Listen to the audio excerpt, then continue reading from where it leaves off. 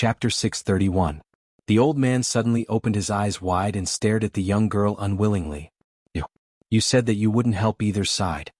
The young girl laughed. Her laughter was as clear as a silver bell. I didn't help. I just played the zither because my hands were itchy. The old man wanted to say something else, but he would never be able to because the young man's sword slashed across and cut off his neck cleanly. All the pursuers were dead.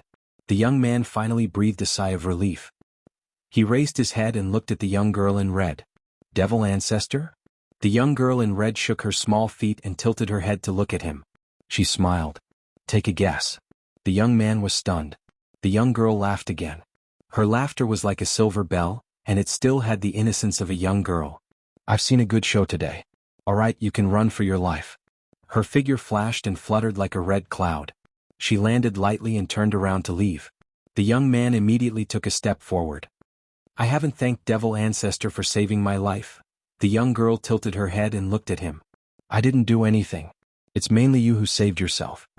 She looked at him up and down. I think you're not bad. You're a talent. How about you follow me? The young man was stunned. He didn't expect her to make such a request. What? You can be my subordinate. I can teach you martial arts. The young girl smiled. The young man instinctively wanted to refuse. However, the young girl suddenly waved her sleeve at him. A red light flashed and the young man disappeared. A small white snake covered in bruises appeared on the spot. Although it was a white snake, there was a small bulge on its head. It looked a little funny. The young girl seemed to be stunned. She bent down and picked up the small white snake. She put it in front of her eyes and looked at it carefully. The small white snake seemed to be shy. It curled up its body and hissed. It was flustered and exasperated. It threatened, "Let go of me." It struggled in her small hands, but it couldn't get out of her 5 fingers no matter how hard it struggled. The young girl's small hand poked the small bulge on its head. Your small bulge is so pretty. The small white snake almost wanted to hide its head under its body. Its voice was even more angry. Don't make fun of me. I'm not making fun of you. I've never seen a snake with a bump on its head. The young girl giggled, her laughter even more crisp than a silver bell. But it's really pretty. I like it. The scales on the little snake's body were almost red. It tried its best to return to its human form, but it was obviously unable to do so under the girl's control. If you laugh at me again, I'll kill you too. In its anger, it finally revealed its childish nature and said something that was not very intimidating. The girl obviously did not take its threat to heart. She looked at it carefully for a moment and seemed to have discovered a new continent. She pointed at the upper part of its body and said, you have several small bumps on your body. 1, 2, 3, 6. Including the one on your head, there are 7 in total. The little white snake's entire body started to tremble. These few bags were the things that it wanted to hide the most, but it didn't expect that the girl would count them out one by one. It suddenly said, You are not the demon ancestor. The demon ancestor should be dignified and powerful, not so mischievous and mischievous. The girl was stunned. She suddenly laughed. You have good eyesight. Let me go as soon as possible. Otherwise, I don't care who you are. I'll take your life. The small white snake was angered by her teasing. Chapter 632. Bullshit. The girl stretched out her beautiful finger and flicked it. I can pinch you to death with a wave of my hand. The white snake was speechless. It was still a child after all, and it was about to faint from anger. Hey, do you want to be my subordinate or not?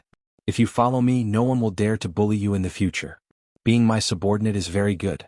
The girl spoke again and stretched out her hand to pinch the soft bulge on its body as if she had found a happy toy.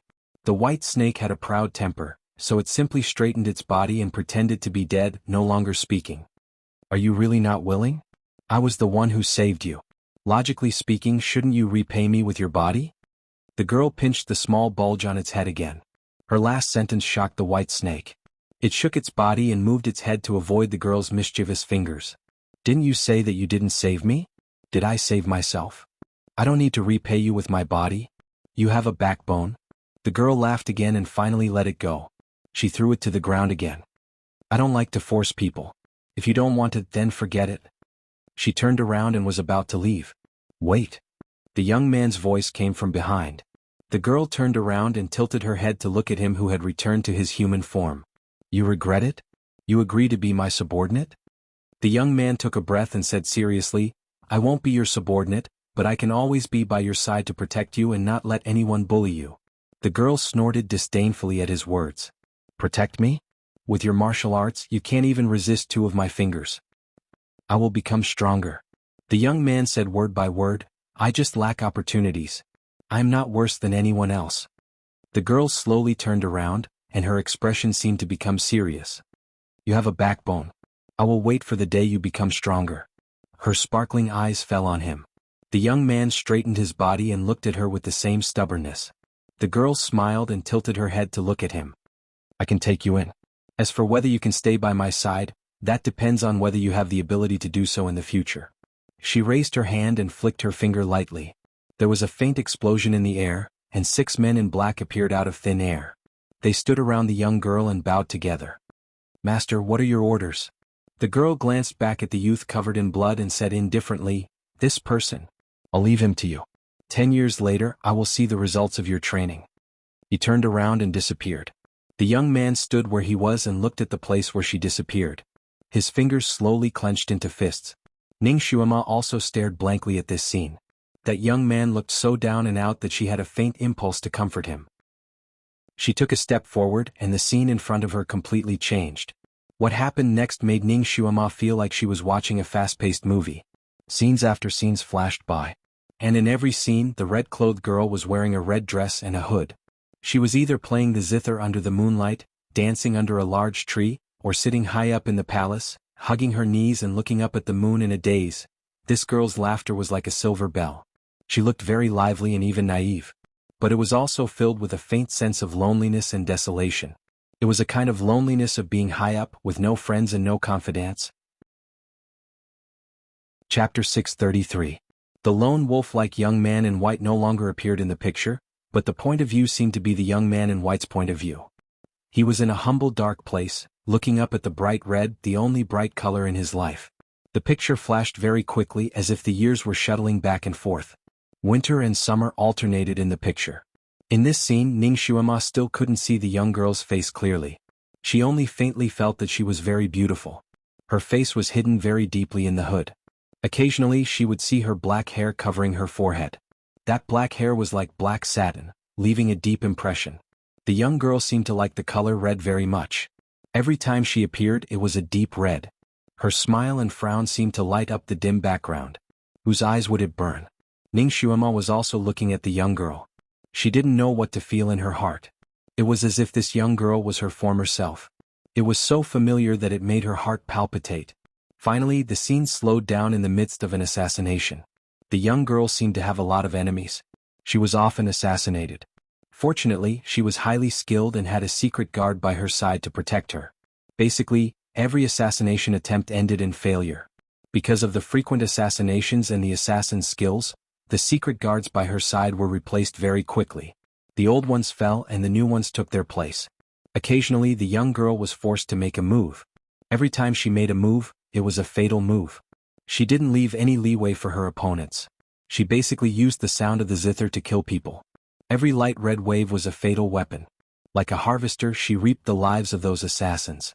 After every operation she seemed to be a little dejected and tired. She stared at her hands for a long time, lost in thought. Then she would wash her hands over and over again, as if that could wash away the blood and the unpleasant past. She didn't say a word, but Ning Xuema understood her thoughts in an instant. She didn't want to kill people. She didn't want to be contaminated with blood. But the situation forced her. If she didn't kill people, they would kill her. Every assassination was a battle of life and death. She was merciful to her enemies, but she was ruthless to herself. It was another full moon night. Another assassination was coming. This time there were many assassins and they were all very powerful. The guards around the red-clothed girl fell down one by one. The red-clothed girl stood high up, and the moonlight stretched her lonely shadow very, very long. She finally took out her zither again. Just as she was about to play, the scene below suddenly took a shocking turn. A red shadow and a sharp sword pierced into the group of assassins. Faint golden waves of light flashed among the black assassins. Every wave of light would cause an assassin to fall. Blood splattered everywhere, and miserable cries rang out one after another. The red-clothed girl stopped and tilted her head to look at the scene below. After an hour, the killing finally stopped. All the assassins had fallen and not a single one was left alive. A handsome man stood in the middle of the field. His red robes were dazzling. The moment Ning Xuema saw the man's face, her heart raced. Shuilan. This guy was actually Shuilan. Why is this bastard here? Although she knew that the other party couldn't see her, Ning Xuema still subconsciously hid in the shadows. The red-clothed man was very handsome. After the dust settled, he raised his hand and flicked his robes. Chapter 634. He did not know what material his robe was made of. There was some blood splashed on it, but when he flicked it, it all fell off. The blood flew like rain, but there was not a speck of dust on his body. He smiled at the girl. His smile was alluring. Are you okay? The girl did not seem to recognize him. She tilted her head and looked at him. Who are you? The red-clothed man's eyes darkened. You don't remember me? The girl looked at him again. After a while she said, You seem familiar. 10 years ago, I said that I would become stronger. I would stand by your side and protect you. The red-clothed man looked disappointed, but his tone was still calm. His tone was gentle and had a faint scholarly air. The girl paused for a moment. She seemed to finally remember. You are the little white snake with a bump on its head. You finally remember. The red-clothed man smiled. His smile was like a flower blooming. It was bright and beautiful in the spring. It's me. Can I stand by your side now? The girl tilted her head and looked at him. She also smiled. I didn't misjudge you back then. She seemed to be emotional. After 10 years you have grown up and become stronger. The red-clothed man did not say anything. He only looked at her as if he was looking at the only salvation in his bleak life. The girl looked at him again. What's your name? The red-clothed man's expression darkened. I don't have a name. My brothers used to call me Old Six. In the Demon Palace's secret guard training ground, they called me Number 6. The girl did not say anything for a moment. She raised her head and looked at the moon in the sky. Then she looked at him who was standing quietly in the night. She seemed to have thought of something and smiled. The night is waning. Your clothes are red like fire. I will give you a name. How about Shui Lan? The red-clothed man's eyes lit up. Thank you for giving me a name. Then I will be Shui Lan. Is it Shui from Bai Shui? The girl seemed to be stunned. A secret guard appeared in the dark and shouted at the red-clothed man. How dare you? Who do you think you are? How dare you have the same surname as the princess? The red-clothed girl glanced at the secret guard. The secret guard seemed to be shocked. He bowed. I have crossed the line. The girl only replied to him with one word. Get lost. The shadow guard quietly retreated. The girl smiled at the red-clothed man. You were originally a white snake. Snow is also your true color. Let's call you Shuilan. Thank you, princess. Shuilan bowed. His every movement was filled with poetic elegance. Then can Shuilan follow the princess? The young girl stretched and stood up. All right, you can be the leader of the guards by this seat's side. It turned out that the name Shuilan was given to him by this princess. Ning Xuema looked at the two people standing above her. Suddenly she felt somewhat perplexed. When did this happen? Why would she see this? Could this be a dream? But why was the main character in her dream someone else? While she was lost in thought, a pair of cold eyes suddenly looked in her direction. Who's there? Ning Xuema subconsciously raised her head. Her eyes met with Shuilan's eyes. She was shocked. He could see her. How could it be? Wasn't she always a passerby in this scene? A red shadow flashed and a pale golden light shot towards Ning Xuema. Chapter 635. Ning Xuema was shocked. Just as she was about to dodge, a strong gust of wind suddenly rose around her. Fog filled the sky and covered everything. There was a sorrowful atmosphere around her. In the thick fog there was the sound of a zither. A woman was singing, The sun rises in the east, my red dress is like fire. The spring flowers are bright, the night is waning. Dancing gracefully, my heart is filled with sorrow. The past is hard to recall, the zither is hard to reconcile. The song was so sorrowful that it almost made people cry. Ning Xuema also felt sad in her heart. Suddenly her vision blurred. The thick fog disappeared and so did the beauty in red. At this moment, Ning Xuema's mind suddenly became hazy. The scenery she saw just now seemed to have disappeared along with the fog. There was nothing left. She looked around blankly and realized that she was in a cave. The cave was not small. The walls of the cave were made of white crystal stones. They were clear and sparkling, shining with a faint white light in the dark night. There was a crystal bed in the cave. Although it was called a crystal bed, it was actually a big bed-shaped white crystal stone. On the crystal bed, a man in red sat quietly. Ning Xuema suddenly took a step back. Shuilan. This man was none other than Shuilan. If his appearance in her dream was still a little immature, then at this moment he was the one Ning Xuema was used to seeing. He seemed to be seriously injured. There were faint blood stains on the corner of his pale lips. His face was unusually pale. He seemed to be meditating but also seemed to be in a nightmare. His long eyelashes were drooping, slightly trembling like the wings of a butterfly. Ning Xuema looked at his tightly knitted eyebrows and trembling lips. She finally came to a conclusion. This bastard was in a nightmare. And his injuries were not light. This was a good opportunity given by God to get rid of him. She subconsciously wanted to shoot some kind of hidden weapon like a poisonous needle. However, when she raised her hand to touch it, her palm passed through her body. It was so light that she did not touch anything. What was going on? She subconsciously looked down and realized that she did not have a body. She was shocked. What was going on? Out of habit, she reached out her hand to touch the crystal beside her, but she couldn't see where her palm was. She was shocked again as a thought flashed through her mind. Could it be that he was still a soul? She also finally vaguely remembered that because she wanted to heal her injuries, she had allowed Yu Tianlan to bring out her soul. She had unintentionally broken that barrier and then, what was she doing here? What is this place? Was this a dream of her soul or was it real? Ning Xuema felt like she was in a mess. She looked at Shuilan again. His eyelashes were trembling even harder. It seemed like he was about to wake up. She couldn't be here. Right now she was only a soul body. Even if Shuilan was heavily injured, she wouldn't be able to do anything to him. If this pervert were to discover her, she was afraid that she wouldn't be able to protect her soul. She had to leave. She couldn't stay here any longer. She had to leave. Even if she went to Yi Qingwan's cave residence, it would be safer than staying here. She had just finished thinking about it when a gust of wind suddenly appeared in the cave. It directly swept her away and disappeared. Momo. Shuilan, who was sitting there quietly, suddenly called out softly and opened his eyes. The cave had been lonely and cold for 1,000 years. He was the only one in the huge cave. There was no one else. Shuilan sat there quietly for a moment. The corners of his lips curled up slightly. It was unknown whether it was a bitter smile or something else. Chapter 636. From the moment he opened his eyes in this world, Shuilan seemed to be alone. He could not remember the past, nor could he plan for the future. Fortunately, he still remembered that he was Shuilan, and that he had a black wave zither by his side. After he woke up from the crystal coffin, he kept having a recurring dream. In the dream, there were swords and sabers, but when he woke up, he could not remember anything. He could only vaguely remember that song that made him feel sad every time he sang it. In the dream, he had forgotten everything except for the melody and lyrics of the song. He could even remember every word. Later, when he sang it himself, he slightly changed a few words, making him feel that the lyrics finally fit his mood.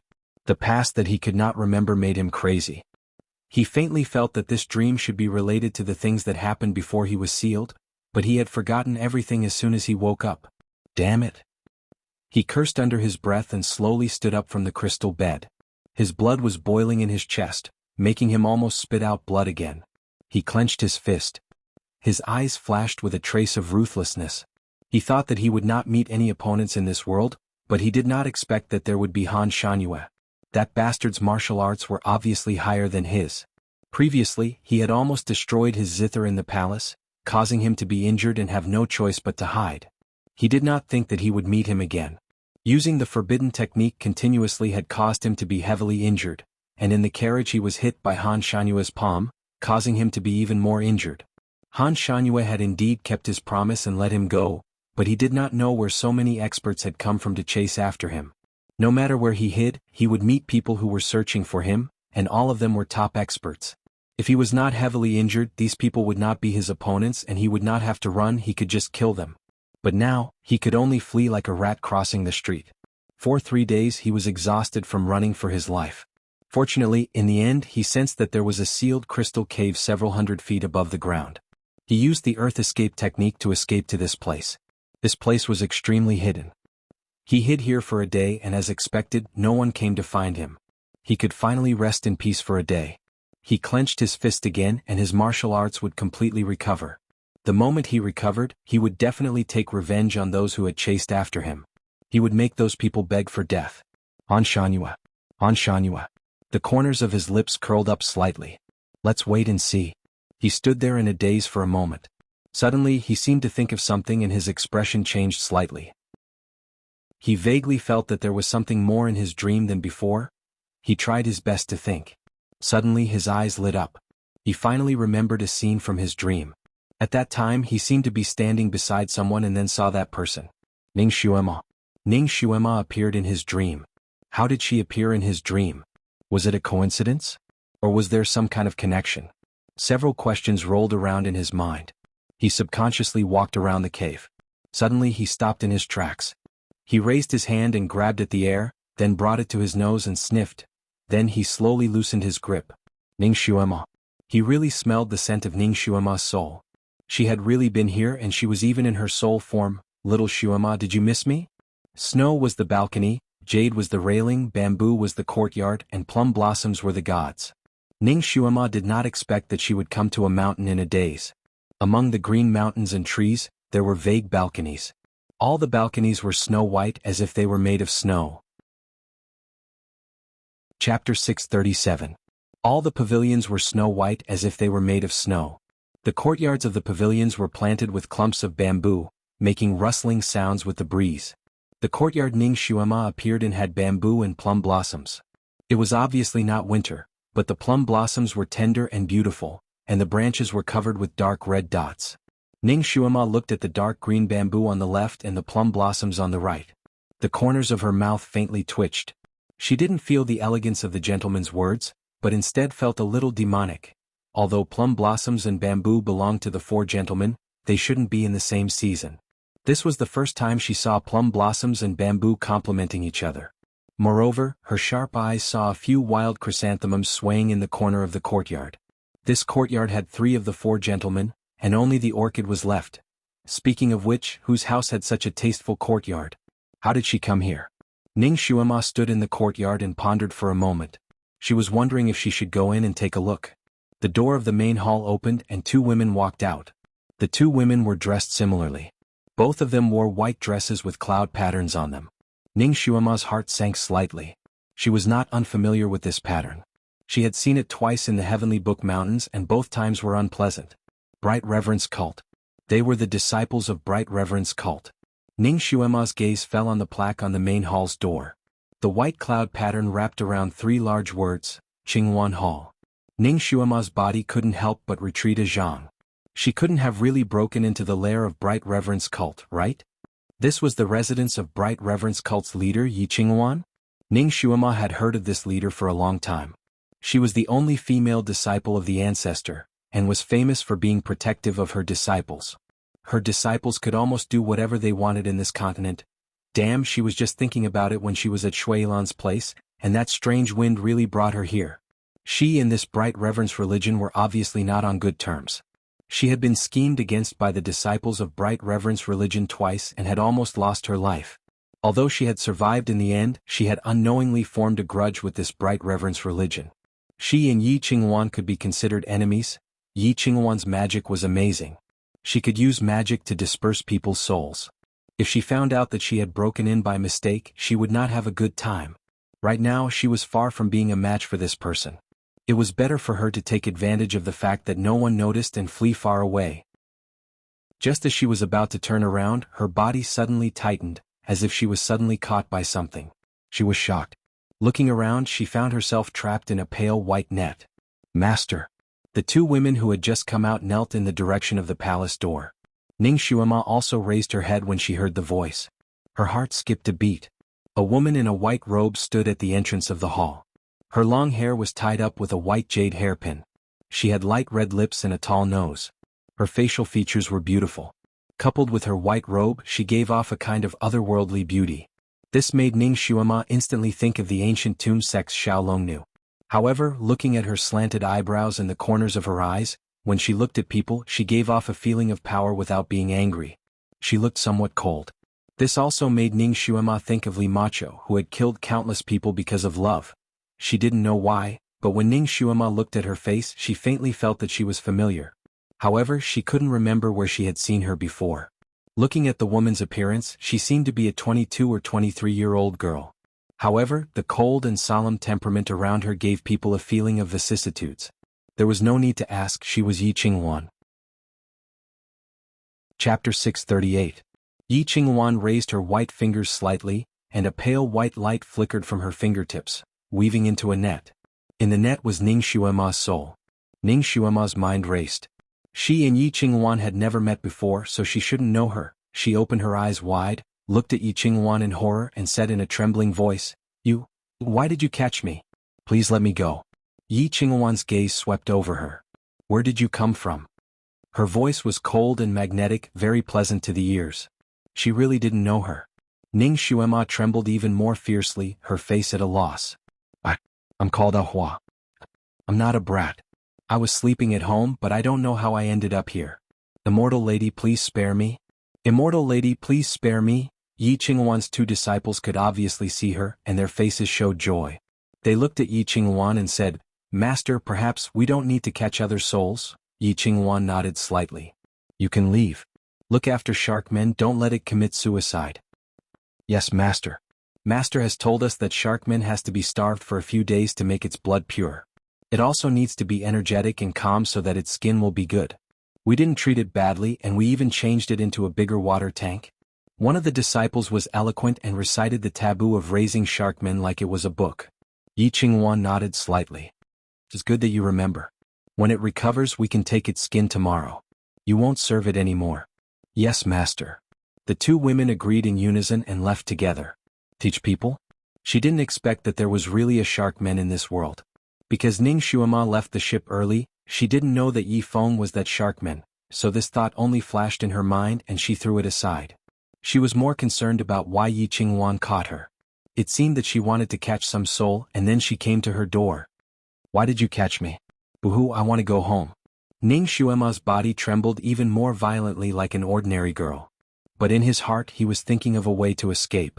Even if Yi Qingwan did not know him, it was definitely not a good thing to fall into her hands. Ning Xuema tried to use telepathy to contact Kirin, wanting it to report to Rongyue Tianlan. Han Shanyue's whereabouts were unknown. Now it was estimated that only Rongyue Tianlan had the power to save her from the fire pit.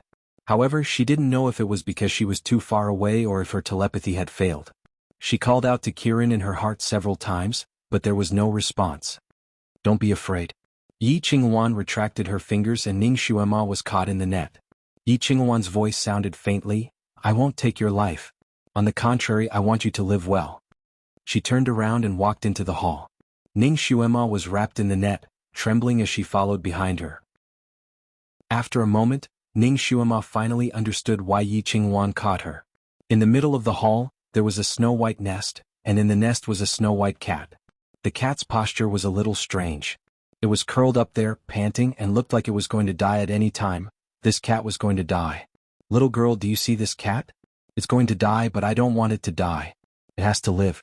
Yi Qingwan looked at the cat with a rare gentle gaze. Ning Xuema had a bad feeling in her heart. So? Chapter 639. Why don't you enter its body and live in its place?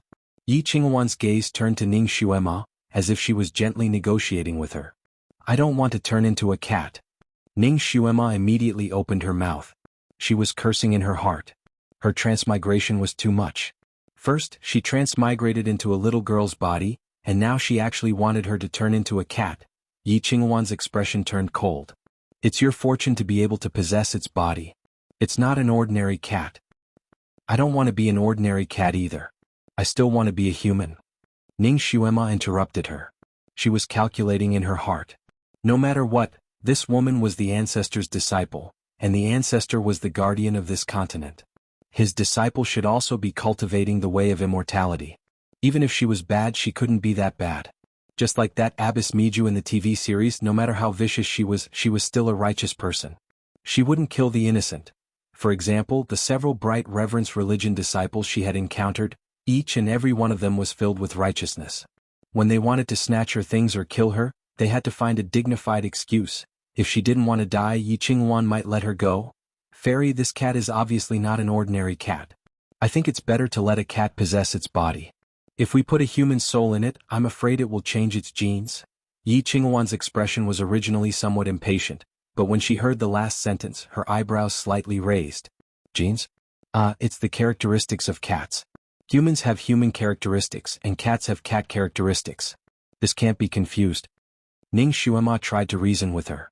Yi Qingwan smiled coldly. All living beings in the 6 realms are just mutual transformations. What's the point of talking about human characteristics and cat characteristics? Today you have to be willing even if you don't want to. She no longer talked nonsense with Ning Xuema. She stretched out her snow-white hand, and the dying cat fell into her palm. She raised her hand and gently stroked the cat's head. Your mission has come to an end. You can come out now. Her hand turned into a claw, and a faint white light shot into the cat's head. The cat's forepaws kicked, and it let out a mournful moan before it stopped moving. A wisp of gray mist emerged from the top of the cat's head. It swayed slightly in the air and gradually condensed into the shape of an old woman. Ning Xuema's heart sank. She didn't expect the cat spirit to be a human soul. The soul looked too old, at least 80 years old. It swayed back and forth, almost unable to stabilize its form. Yi Qingwan flicked her finger at the pale gray soul. Reincarnate. The pale gray soul let out a muffled cry and dissipated in the air. Yi Qingwan's gaze turned to Ning Xuema. She whispered, I hope you can hold on a little longer. His wrist buckled downwards. Ning Xuema couldn't help but fall down. Everything in front of her turned black, and the heavy feeling of having her soul enter her body instantly filled all her senses. She jumped up, but after all she had just used this cat body so she wasn't used to it. As soon as she jumped up she fell down. Yi Qingwan's lips curled up, revealing a rare smile. She raised her hand and gently picked her up. She stroked her fur and murmured, Little White, I knew you wouldn't leave me. You will stay with me forever, until he accepts me again. When she said the last sentence, there was a hint of bitterness in her voice. Ning Xuema's hair almost stood up when she was stroked by her. Chapter 640. The cat's body was like a cage, imprisoning her soul inside. She tried several methods but none of them worked. Damn it. What a perverted woman. The cat's original soul should have died a long time ago. This woman was only trying her best to keep the cat's body. Who knew how many of its cores had been changed? She didn't want to turn into a cat. She would control this body to commit suicide later. Once the cat died she would be able to escape. Yi Qingwan seemed to have sensed her thoughts, or perhaps all the previous spirits of this cat had the same idea. She said coldly, Don't try anything funny. I have set a forbidden spell on this cat. Unless I use a special method to get you out, you won't be able to escape. Once you try to die, your soul will be destroyed. Ning Xuema's body stiffened, and she stared at her with her cat eyes. She started to think about how to deal with this woman. Ning Xuema was the kind of person who wouldn't offend others unless they offended her.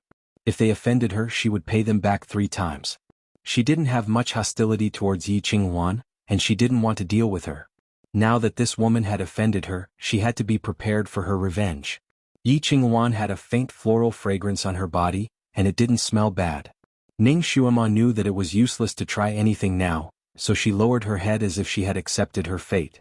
Yi Qingwan looked at her strangely, as if she didn't expect her to accept her fate so quickly. When other people entered the cat's body, they had to struggle for a few days. They had to go on a hunger strike, bang their heads against the wall, and all kinds of suicidal activities. Of course she was prepared for all of them. Those people's struggles were useless in her hands. They didn't do anything except suffer more. This time, the spirit she sent to her door was very obedient. Yi Qingwan was a little happy. She raised her hand and stroked the fur on its back. Good girl. I will bring you around to familiarize you with the environment. After all, you will be living here for more than 10 years. She carried Ning Xuema out. More than 10 years. How could a spirit become so old in more than 10 years? That spirit was definitely not an old person when it was first caught. It was most likely a young girl. It seemed that living in this cat's body made the spirit grow old very quickly. Similar to a cat's lifespan, the Bright Reverence cult's territory was not small, and there were also many disciples. Yi Qingwan carried it and wandered around. From time to time they would bump into other disciples. These disciples not only bowed respectfully to Yi Qingwan, but also to the cat in her arms. Little White, did you see that?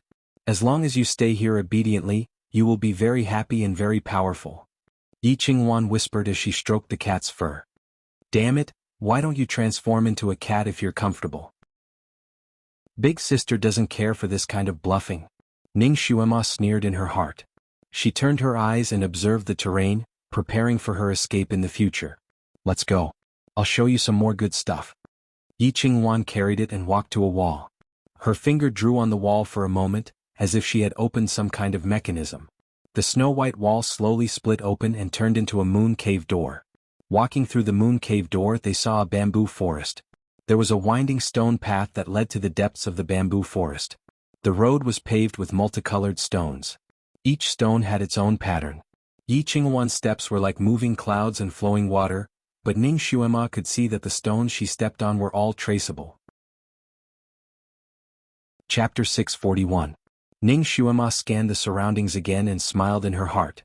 It seemed that there were some good things hidden here. There was a chain of mechanisms. She observed silently. The mechanisms here were quite complicated, one after another. Yi Qingwan walked very carefully, as if she was afraid of taking a wrong step. Ning Xuema's lips curled up slightly. The mechanisms here might be a life and death situation for others, but for her, who was an expert in mechanisms, it was just child's play. She could break it with a raise of her hand. In the deepest part of the bamboo forest was a large hall. Pushing open the door, Ning Xuema was slightly stunned. She thought that this would be a treasure trove, and the hall would be filled with dazzling jewels. She did not expect that the hall would be so empty, and there were only a few things inside, and they were all unremarkable. There was a treasure shelf in the hall, and on the shelf there were not any treasures but some ordinary things. A brush holder, 2 writing brushes, a jade bowl, an old brocade handkerchief. These were all common things. What was even more strange was that there were 2 praying mats on the shelf. Ning Xuema stared at the praying mat for a while, and found that it looked familiar. She thought for a while and finally remembered. The shape and color of this praying mat was similar to the praying mat that Han Shanhua had casually created. Her eyes swept around the hall, but she didn't find anything that was truly valuable. The most valuable thing was probably the white jade bowl. The quality of the jade was not bad, and it was thin and sparkling. If it was stolen, it could be sold for a few thousand taels of silver. But a few thousand taels of silver was nothing to Ning Xuema now, so she was even less interested in these things. What she was interested in was Yi Qingwan. She kept so many ordinary things here as if they were her own treasures. Could it be that these things had some special significance? The whole world knew that she liked her master, and these things, could it be that she had secretly collected the venerable emperor's items? Little White, be good here and don't move. I know you understand. If you dare to destroy anything inside, I will pull out your soul and let you taste all kinds of torture. Yi Qingwan put the cat in her arms on the ground and coldly threatened. Ning Xuema stretched herself on the ground and then lay down. Of course, she wouldn't move recklessly at this moment, but it wouldn't be too late to do so in the future. Yi Qingwan naturally didn't know what she was thinking. Seeing that it was really obedient, she was satisfied and nodded slightly to it. That's a good girl. She turned around and walked to the treasure shelf. She took out a snow-white handkerchief from her bosom and carefully wiped the items placed on the shelf one by one. Every time she wiped an item, she would explain the origins of the item. For example, the brush holder was a birthday gift from her master. As for the 2 brushes, one belonged to her and the other belonged to her master. That handkerchief was also the one that her master had used to wipe her sweat. That bowl was even more special. It was personally made by her master. Every item seemed to have a sense of warmth when a master and disciple interacted with each other. Ning Xuema lay there and looked at Yi Qingwan with a complicated expression. This Yi Qingwan was really infatuated. She loved her master so much that she went crazy, right? It was simply a kind of bigotry. She didn't know what kind of feelings her master had for Yi Qingwan at that time. Had he never fallen in love with her? Chapter 642. Or was it because the master had fallen in love with her, but as time passed, his feelings faded? That person didn't seem to care about what others said, so it shouldn't be because gossip was a fearful thing. Ning Xuema had also read some novels and movies about love between master and disciple in her previous life. It was nothing more than the master being cold and the disciple secretly falling in love with the master. At first, it was all kinds of sweetness, but once it was clear, it was all kinds of hurt. The disciple was hurt again and again, and the master was hurt again and again.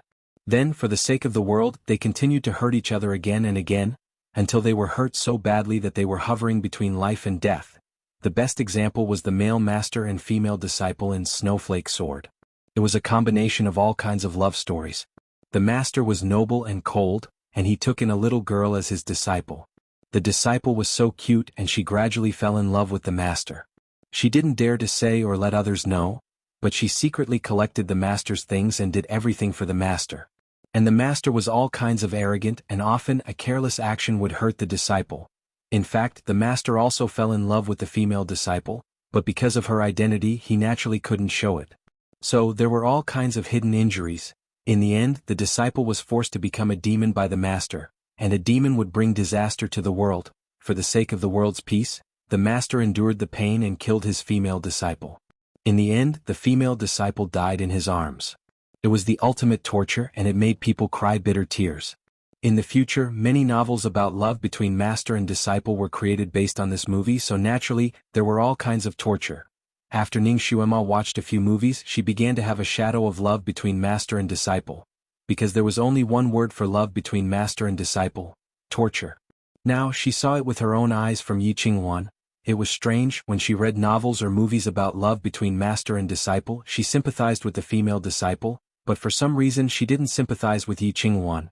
If Yi Qingwan was in love with the master, then this love was meaningless. If she was abandoned by the master, then it was even more meaningless. Why would a scumbag love her? It was hard to find a two-legged toad in this world, but there were plenty of two-legged men. Why did she have to hang herself on a tree? Why did he have to make himself miserable and miserable? Why did he have to do this? Moreover, this woman became a pervert because she liked her master, and Abbess Miju was repulsive. Yi Qingwan was full of worries and had no one to talk to. The only person she could talk to was this cat. This cat couldn't speak and wouldn't spread her secrets around, but it could understand human language. It was simply the best emotional trash poke. She could tell it what was on her mind. Ning Xuema naturally understood the role she was playing now. Yi Qingwan was sometimes sad, sometimes happy, and sometimes sad. That was her own story. When Ning Xuema listened to this, it was like listening to a lullaby. She felt a little drowsy. Yi Qingwan felt that her words were full of passion, but in Ning Xuema's ears she felt that it was very normal. This was because from the beginning to the end, she didn't hear any truly passionate scenes such as kissing or going to bed. At most, it was a little ambiguous. However, the most taboo when listening to a story was to listen to only one side of the story because that side would exaggerate the things that were most beneficial to her. Therefore, the authenticity of some things had to be greatly discounted. However, Di Zun actually treated his only female disciple differently, didn't he? Chapter 643. For example, after Yi Qingwan, he didn't accept any female disciples. For example, this disciple was too arrogant on this continent, but the overlord didn't have the intention to interfere. Ning Xuema used her claws to draw circles on the ground unconsciously. She secretly rejoiced that she didn't fall in love with the overlord and didn't agree to be his disciple. Otherwise, years later, Yi Qingwan's current appearance would be her role model. However, her character was different from Yi Qingwan's.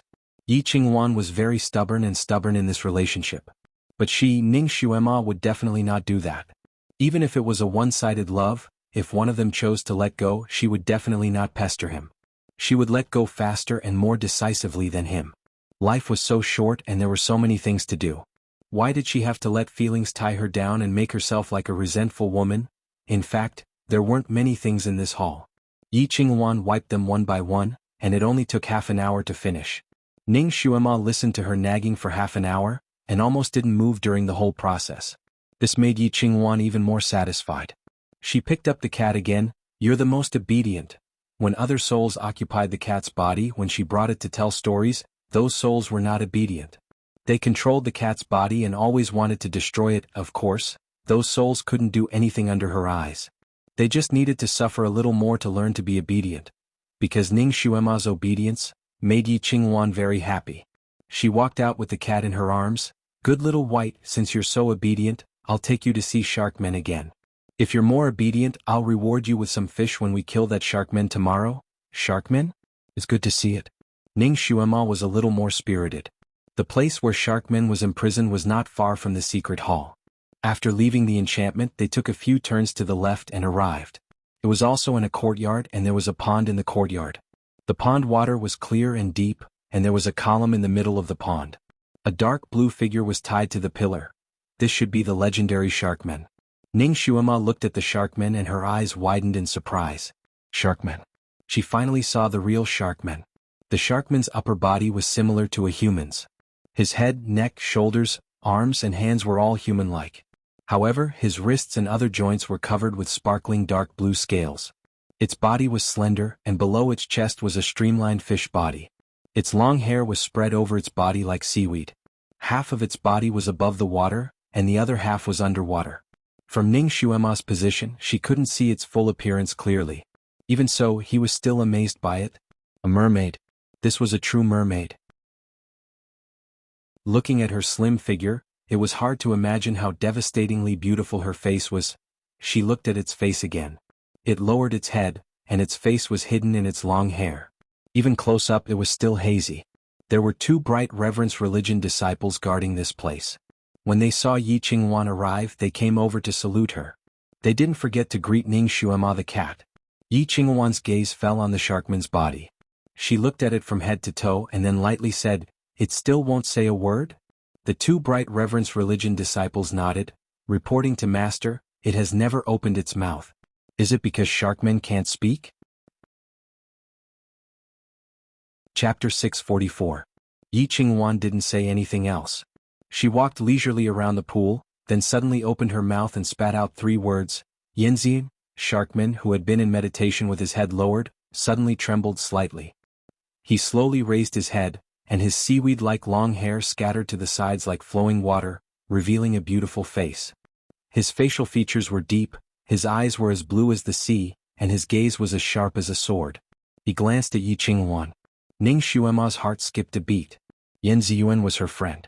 When she suddenly heard her friend's name come out from Yi Qingwan's mouth, she was already a little surprised. She didn't understand how her friend was related to this sharkman. Now that she saw the sharkman's true face, her heart sank. This sharkman's face actually faintly resembled Yi Feng's. Could it be that the taciturn shadow guard by Yan Ziyuan's side, Yi Feng, was sharkman? Ning Xuema's cat eyes stared at the sharkman in deep thought. The sharkman seemed to have noticed Ning Xuema's gaze, and actually also looked at her. The cat and shark's gazes met in the air. A glimmer of light flashed through the sharkman's eyes, and then he lowered his eyes and lowered his head. Yi Qingwan's lips curved slightly as if she was smiling. "You really do have thoughts about that little girl. Do you want to see her?" The sharkman's head lowered even more and he didn't respond. "As long as you open your mouth and say a few words, this lord can let you see her." The sharkman still didn't speak, as if he didn't hear her words.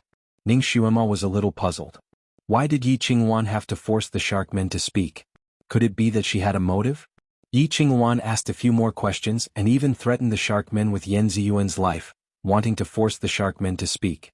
However, the sharkman seemed to have steeled his heart and didn't respond no matter what. It didn't even have any reaction. Yi Qingwan's 2 disciples were finally a little uncertain. "Master, perhaps it really can't speak. We haven't heard it speak even once in the past 3 days."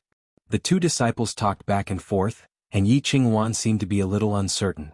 He looked at sharkmen again and said warmly, "I've often heard people say that sharkmen are good at singing. If you sing a song for me and sing well, I might let you go back to your hometown." Sharkman still had no reaction. Yi Qingwan's face turned cold and she glanced at her disciple. That disciple understood and immediately said, "You sharkmen don't fail to appreciate kindness. Our sect master is merciful and kind. That day in the chaotic river, she saved your life and even spent countless spirit herbs to treat your injuries. Now she only wants you to sing a song and you still won't do it? Are you sharkmen all so heartless?" The other disciple also said, "Just sing a song even if it's just a short part. If it's pleasing to the sect master's ears, she will let you go and let you go back to the mermaid clan, okay?" The 2 disciples were very good with words. They threatened, enticed, moved with emotion and reasoned with reason. They used all kinds of tricks, but the mermaid turned a deaf ear to them and did not give them any reaction. Ning Xuema also kept looking at that sharkman. Now she believed that this sharkman was Yi Feng. This sharkman's style was the same as Yi Feng's. They were tolerant, silent, and had their own opinions. They wouldn't be easily swayed by the words of others. Xuema now vaguely understood Yi Qingwan's purpose. She was just teasing this sharkman to talk so that it would tell her the location of the sharkman's family so that it would be easier to capture more. Yi Feng should be clear about Yi Qingwan's thoughts, so he had been acting dumb and didn't say a word. Chapter 645. In the end, Yi Qingwan didn't know its real identity and couldn't do anything to it. Yi Qingwan stood there for a long time and didn't get what she wanted. Finally she gave up and said, you're on your own. Then she picked up the cat and left. Yi Qingwan took Ning Xuema to a few places to let her familiarize herself with the layout of this place. Seeing that it was very obedient, she was relieved. After returning to her own main hall, she stroked the cat's head and said, I'm going to meditate. You go play by yourself. Remember, don't try to escape. Even if there are 10 of you, you won't be able to escape from my palm. The cat nodded and even used its head to rub against her body, looking very obedient. Yi Qingwan smiled with satisfaction. It was just an ordinary little soul. In her sect where experts were everywhere, what kind of tricks could it play? She raised her hand and stroked its back fur. Go. Then she went to meditate. Ning Xuema turned around and ran out. This cat's status in this sect was obviously not low. In the process of Ning Xuema strolling around, she met several groups of disciples. Even if Yi Qingwan wasn't in front of her, these people still greeted her.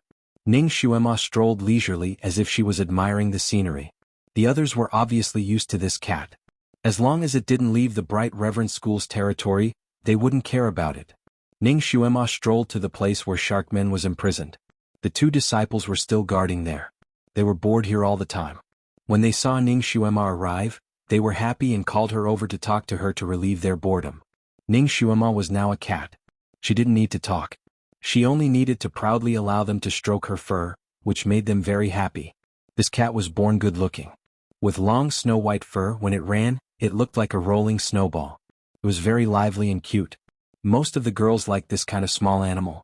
Ning Xuema's cute appearance made them even happier, so they let her wander around. Ning Xuema? A deep, magnetic voice sounded in Ning Xuema's heart. Ning Xuema looked at the pool with her cat eyes. Sharkman in the pool did not react, but Ning Xuema knew clearly that the sound came from Sharkman. This was not a sound transmission technique, but a sound wave that only animals could hear. Ning Xuema looked at the 2 Bright Reverence Religion disciples and saw that they didn't have any reaction. Yi Feng? Ning Xuema also tried to meow. The meow that came out of her mouth was the standard cat language. It was a very delicate meow. It couldn't be helped. A cat's voice was just like that. She couldn't make human sounds. The Sharkmen in the pool, however, understood. It really is you. Why are you here? Ning Xuema wanted to smile bitterly. Her experience was too bizarre. She was afraid that she couldn't explain it clearly in a few words. She didn't answer Yi Feng's question. She was also very curious about Yi Feng's experience when he fell into Yi Qingwan's hands. But now was obviously not the time to ask about this. Therefore, she opened her mouth and asked the most important question. Yi Qingwan wants your skin and flesh. Do you have a way to escape? Yi Feng's tone was slightly sad. She used cold iron chains to lock my shoulder blades. If I can't untie the cold iron chains, I can't escape. Ning Xuema jumped into the pool and stared at the cold iron chains for a moment. Then she opened her mouth again. What if I have a way to untie your cold iron chains? There are many experts here and the security is tight. Can you escape? Yes. As long as my body is free, I can use the water escape technique in the water. Yi Feng said confidently. Chapter 646. Wherever there is water, it's my escape route. Yi Feng added. So that's how it is. Ning Xuema paused. Then, can you take me with you when you escape? I'm a cat now, I can't breathe in the water. Yes. I can hold you and set up a protective bubble. That way you won't suffocate in the water. You just need to come out of the water every half an hour to replenish your gas. Yi Feng answered straightforwardly. Ning Xuema's eyes lit up. That's great. She could escape with Yi Feng. As long as she had a way to escape, she could go all out. She would make Yi Qingwan pay the price. With Ning Xuema's current martial arts, she didn't have the ability to beat Yi Qingwan up. However, she could make that woman's heart ache for once. It would be best if she vomited blood. She seemed to have seen Yi Qingwan fuming with anger, wishing she was dead. She was like a cat, lying on the edge of the pool, squinting her eyes into a semicircle. She happily reached an agreement with Yi Feng. Then it's a deal. I'll help you get rid of the cold iron chains and you take me away. Okay. Yi Feng's voice was also a little excited. He was already prepared to die, but now that there was hope in front of him, he still wanted to take a gamble.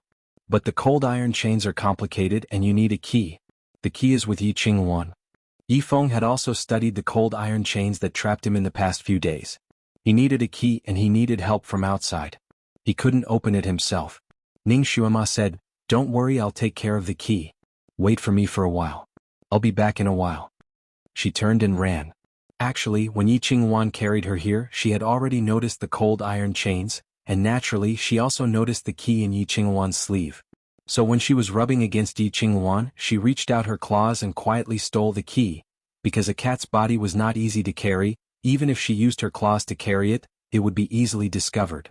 Therefore, as soon as she left Yi Qingwan's courtyard, she hid the key somewhere.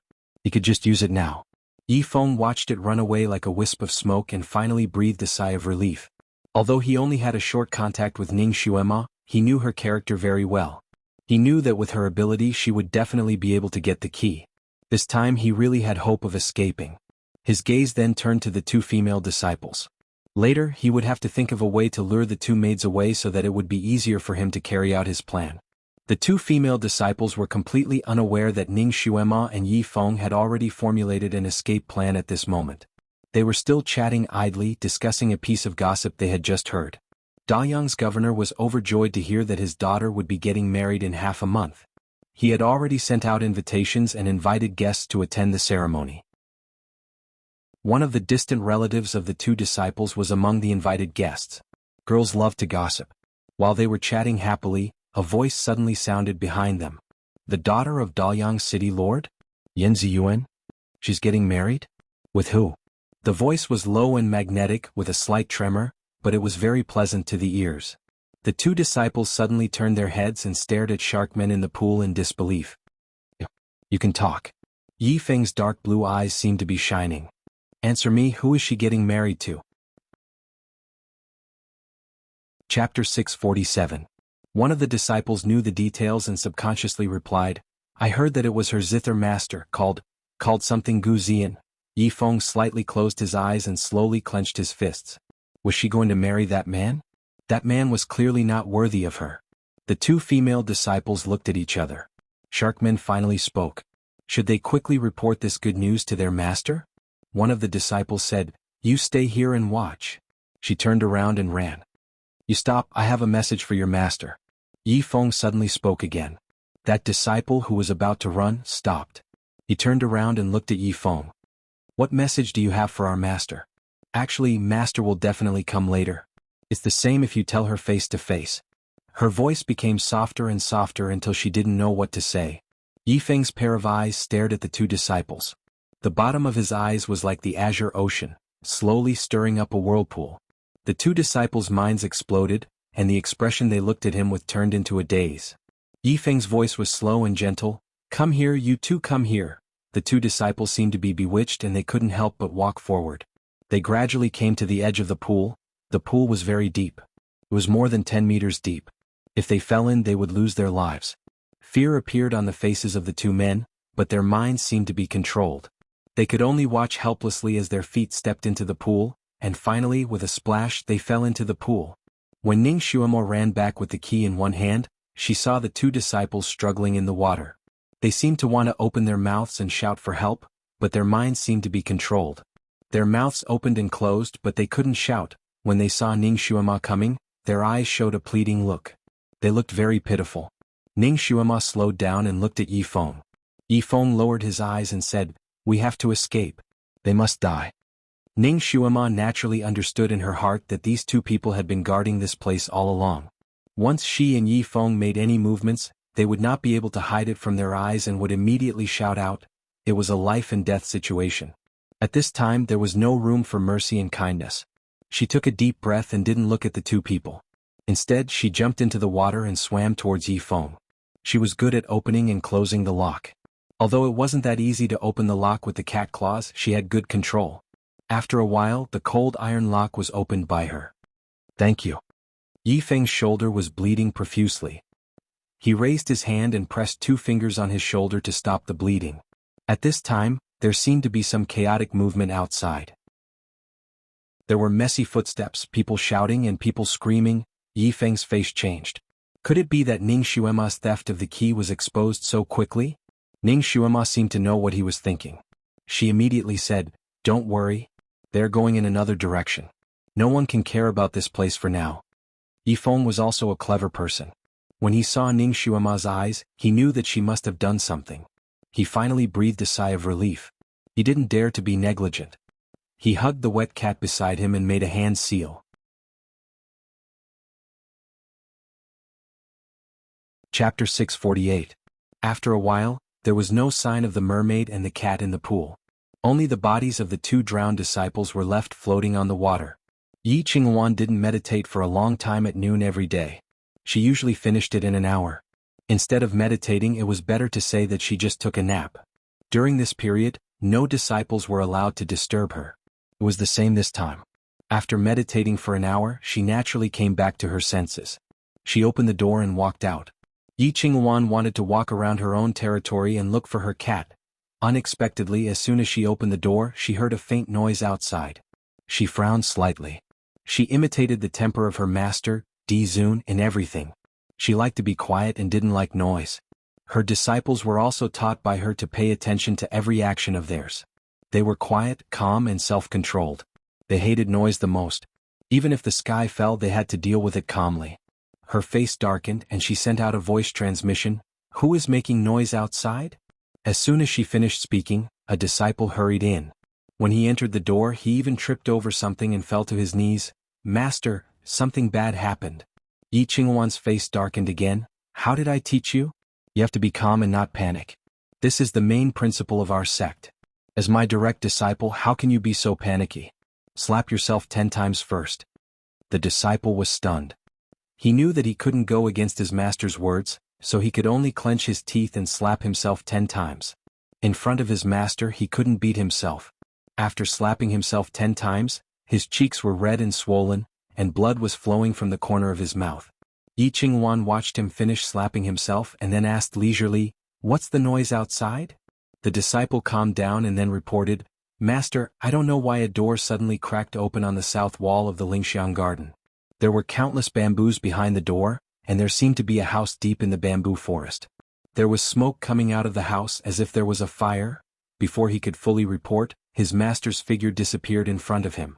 The disciple was speechless. Since when did master lose his composure? Yi Qinghuan arrived at the Lingxiang garden like a gust of wind. At a glance, she saw that her disciples had surrounded a place with 3 layers inside and 3 layers outside. There was smoke coming from that place and all kinds of fire-extinguishing spells were flashing there. Yi Qinghuan's vision turned black, her legs went soft and she staggered. Her secret treasure trove. She rushed over and before she even reached them, she suddenly waved her sleeves. A hurricane came out of her sleeves, blowing the disciples in front of her off their feet. Naturally, it also blew open a path. Yi Qinghuan almost didn't stop as she rushed straight into the burning courtyard. "Master? Grand Master? My lord?" Various forms of address rose and fell one after another as everyone knelt on the ground. Everyone looked at each other in dismay. They did not understand why their master, who could be as calm as a mountain even if Mount Tai collapsed in front of him, would be so flustered in the face of a small fire. Yi Qinghuan couldn't care less about the disciples who were screaming outside. After she rushed in, she found that there were dozens of her sect's disciples lying dead inside. They all practiced water-type spells, so they must have wanted to come in to put out the fire. However, they were shot by the killing array set up on the path and none of them survived. Yi Qinghuan's hands were shaking. Chapter 649. These disciples who had lost their lives were all elite disciples of the sect who were proficient in water-type spells. Now, they had died here for no reason and they were shot to death by their own traps. If this matter were to spread out, it would be the biggest joke in the world. However, she couldn't care less about these disciples at this time. Her mind was on the secret hall in the depths of the bamboo forest. Her painstaking collection. She was flustered and almost stepped on those traps several times. When she staggered around the bamboo forest and finally saw the full appearance of the main hall, her entire heart sank into the abyss. Thick smoke billowed from the hall and flames soared into the sky. More than half of the hall had been burned down, and the remaining part was crackling in the fire. It looked like it was about to collapse. Yi Qinghuan's vision turned dark. She forced herself to calm down and tried her best to comfort herself. Don't worry. Don't worry. Although her treasures were placed in the hall, she had set up a fireproof enchantment on the shelf where the treasures were placed. Even if the entire hall was burned to ashes, her precious treasures should be fine. As long as her precious treasures were fine, what was the big deal about burning down the hall? She could order people to build it again. At most, a large number of disciples who built this secret hall would be sacrificed. She immediately cast a water-type spell to summon rainwater. The heavy rain poured down on the hall. The heavy rain, like seawater pouring down, finally put out the fire. Yi Qingwan didn't care about the remaining flames and rushed into the crumbling hall. Then, as if she was fixed in place, her face turned pale and she couldn't move anymore. Her shelf of treasures had been burned to a few pieces of wood. Those praying mats, handkerchiefs, brush holders, writing brushes, jade bowls. Some of them were burned to ashes, some were burned to ashes, and none of them could be seen. Plop. Yi Qingwan stared blankly and sat on the ground. Those things were her painstakingly collected. They were her mental support for all these years. They were the only thing she could comfort herself with, but now they were all burned to ashes. Cling. Not even a small piece was left for her. Who was so vicious? Who knew that these things were her precious treasures? Who could destroy her enchantment and set off such a deadly fire? Her mind buzzed and almost immediately she thought of that cat. To be exact, he thought of Ning Xuema who had taken over the cat's body. Could it be that in order to take revenge on her, that living soul had destroyed her most beloved? She had only brought the cat into this place before, and it had also talked about how important those things were to her. The others, even her most trusted disciples, didn't know of such a place. The disciples who built this secret palace were all killed by her, and even their souls were scattered. It was impossible for him to have leaked this secret. The only possibility was the cat. However, that was merely an ordinary living soul. Did it have the ability to break through these layers of mechanisms? Impossible, right? How could such a little girl have such an ability? She took a deep breath, then another. She jumped up from the ground and rushed out like a whirlwind. The other disciples of Bright Reverence cult were still guarding the courtyard's entrance, not daring to disperse. When Yi Qingwan rushed out, everyone was shocked again. Their master, who had always been dressed neatly and would not have a single strand of hair out of place even when a fire was burning in the room, was now half covered in mud and his face was covered in soot. Chapter 650. Yi Qingwan appeared in front of the disciples like a madwoman with a head of messy hair. A few of them even thought that it was some kind of monster because of their blurred vision. They almost attacked it. Fortunately, Yi Qingwan pulled back her hair and revealed her face, allowing these people to recognize her. Although these people were shocked, they still knelt down in unison. Master! Yi Qingwan naturally saw the surprise in the disciples' eyes, but at this time she couldn't care less and asked, "Where's Xiao Bai?" The disciples all looked at each other. They hadn't seen that proud cat for a while. Finally, a disciple remembered, "Master, an hour ago, disciple saw His Highness Xiao Bai go to the beast transformation pond." The beast transformation pond was where Sharkman was being held. Yi Qingwan's face changed again, but she didn't speak, her figure flashing as she rushed directly towards the beast transformation pond. At the edge of the beast transformation pond, the water was still deep and the pillar was still there, but Sharkman was nowhere to be seen. Two corpses floated in the pond, their bellies bulging and their faces blue. Obviously they had drowned. Yi Qingwan stood at the edge of the pond, her fingers clenched tightly. If it was said that she had some suspicions before, doubting whether Ning Xuema, this little soul, had the heart to do such a thing but did not have the ability to do so, now that she saw everything before her eyes, she was 80 to 90% sure that it was Ning Xuema's doing.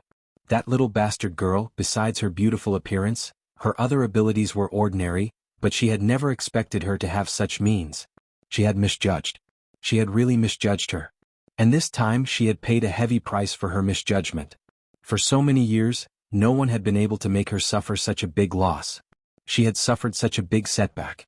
When her anger reached its peak, she calmed down and immediately summoned the souls of the two disciples. From their mouths she learned that her guess was not wrong. When the two disciples were on the verge of death, they did see the cat running over with the key in its claws, swimming directly towards Sharkman and opening the chains for him. They didn't see what happened after that because they died, but what happened before was enough to prove that Sharkman was indeed saved by the cat. Yi Qingwan was so regretful that she wanted to vomit blood. She thought that Ning Xuema was a well-behaved girl who was rarely obedient. She thought that Ning Xuema was the least tiring girl. However, she didn't expect that everything was just an illusion. That girl was clearly a black-bellied ancestor. Her revenge was simply a direct hit to a person's weak spot. This kind of revenge was the most ruthless. That girl. That scoundrel. She was going to capture that scoundrel girl and crush her soul inch by inch. She was going to tear her apart bit by bit. she was going to make her beg for death.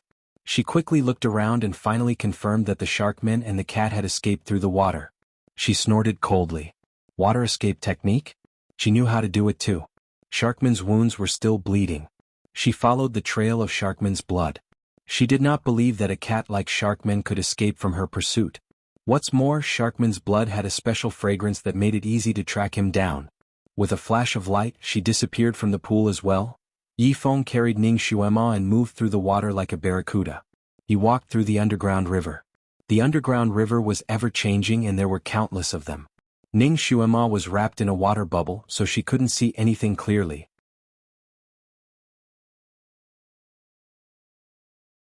Chapter 651. The cat that Ning Xuema possessed had an average aptitude, so it couldn't practice any martial arts. Otherwise, Yi Qingwan would have let it practice the art of immortality to accompany her since she loved this cat so much. She didn't need to change the soul inside it frequently to maintain its life. In such a dark underground, Ning Xuema could only see about 30 to 40 feet away. Any further and everything would be a blur. But the scenery of 30 to 40 feet away was too much for her to take in. The experience of walking through the underground water vein was very wonderful. There were all kinds of strangely shaped rocks, underground caves and stalactites. She was surrounded by a dazzling sight. Yifeng took her through the tunnel very fast, giving her the illusion that she was riding a high-speed train underground. The bubble that Yifeng set up around her was not too big. After walking for about half an hour underground, she felt a little suffocated. When she was in her original form, she could hold her breath for a long time. But now this cat was an ordinary cat, so she couldn't really regulate her breath. Yifeng didn't seem to expect her cat body to be so weak. Seeing that her expression was not right, he immediately went up. He should have gone deep underground, and it took him a lot of effort to follow the water vein. When he came out of the water with the cat, Ning Xuema's cat face was about to turn blue.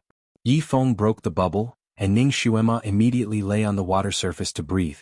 "I'm sorry." Yifeng's voice was a little apologetic. Ning Xuema finally breathed evenly.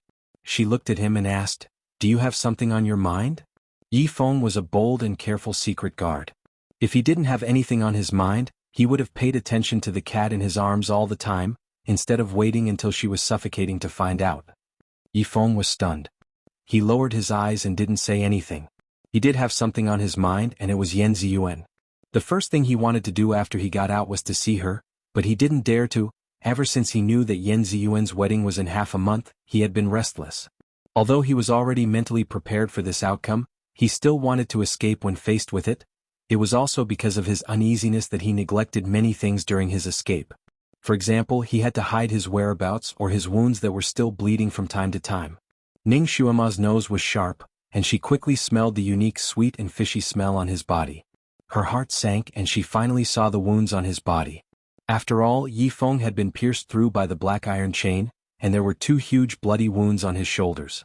Although Yifeng had treated his wounds simply, the wounds were still too big and blood still oozed out from time to time. She seemed to have thought of something. "I heard that Yi Qingwan is a martial arts genius who has 5 types of spiritual roots in her body. Is it true?" Yifeng was still a little absent-minded. He nodded subconsciously. "I heard so. It's precisely because she's such a rare genius that the ancestor made an exception to accept her." After saying this, his face also changed. If Yi Qingwan had all 5 elements, she should also know the water escape technique. She might follow the water vein and chase after them.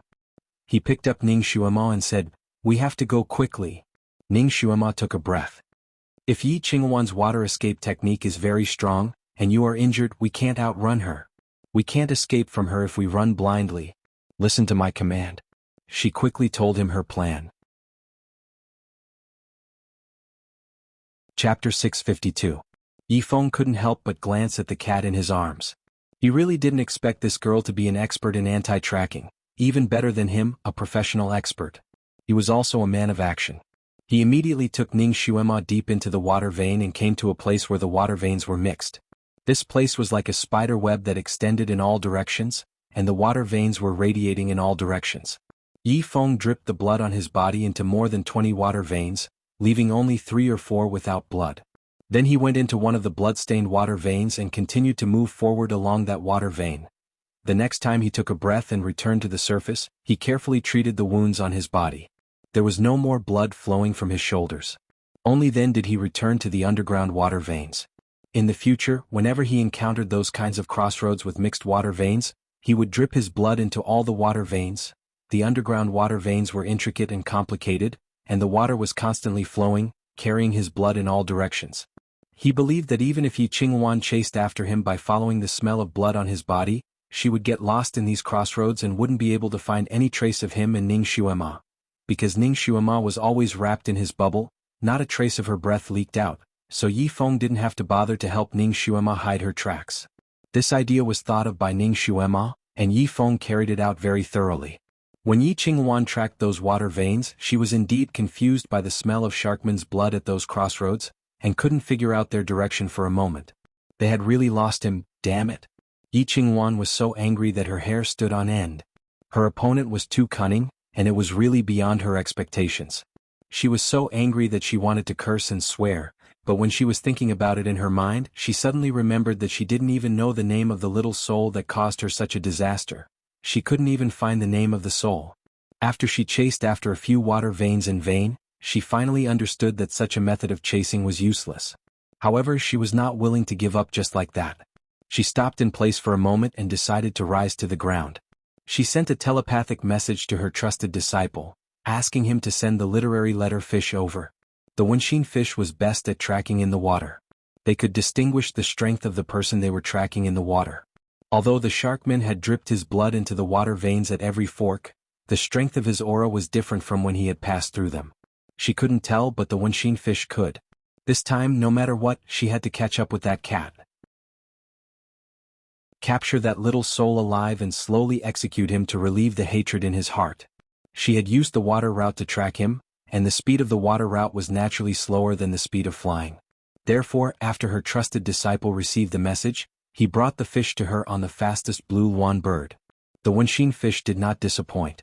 After circling around the water vein, they quickly found the path Yi Feng had taken. However, because there were too many underground water veins and too many forks, although the messenger fish could eventually find the correct path, it would still take a lot of time. In this way, Yi Qingwan's tracking speed slowed down a lot. After all, she was a person who had cultivated for many years and was scheming enough. To be on the safe side, she ordered her disciples to each ride a rare bird in the air and search along the water route she had taken. Even if the sharkman didn't need to come to the water surface to breathe, that cat still needed to.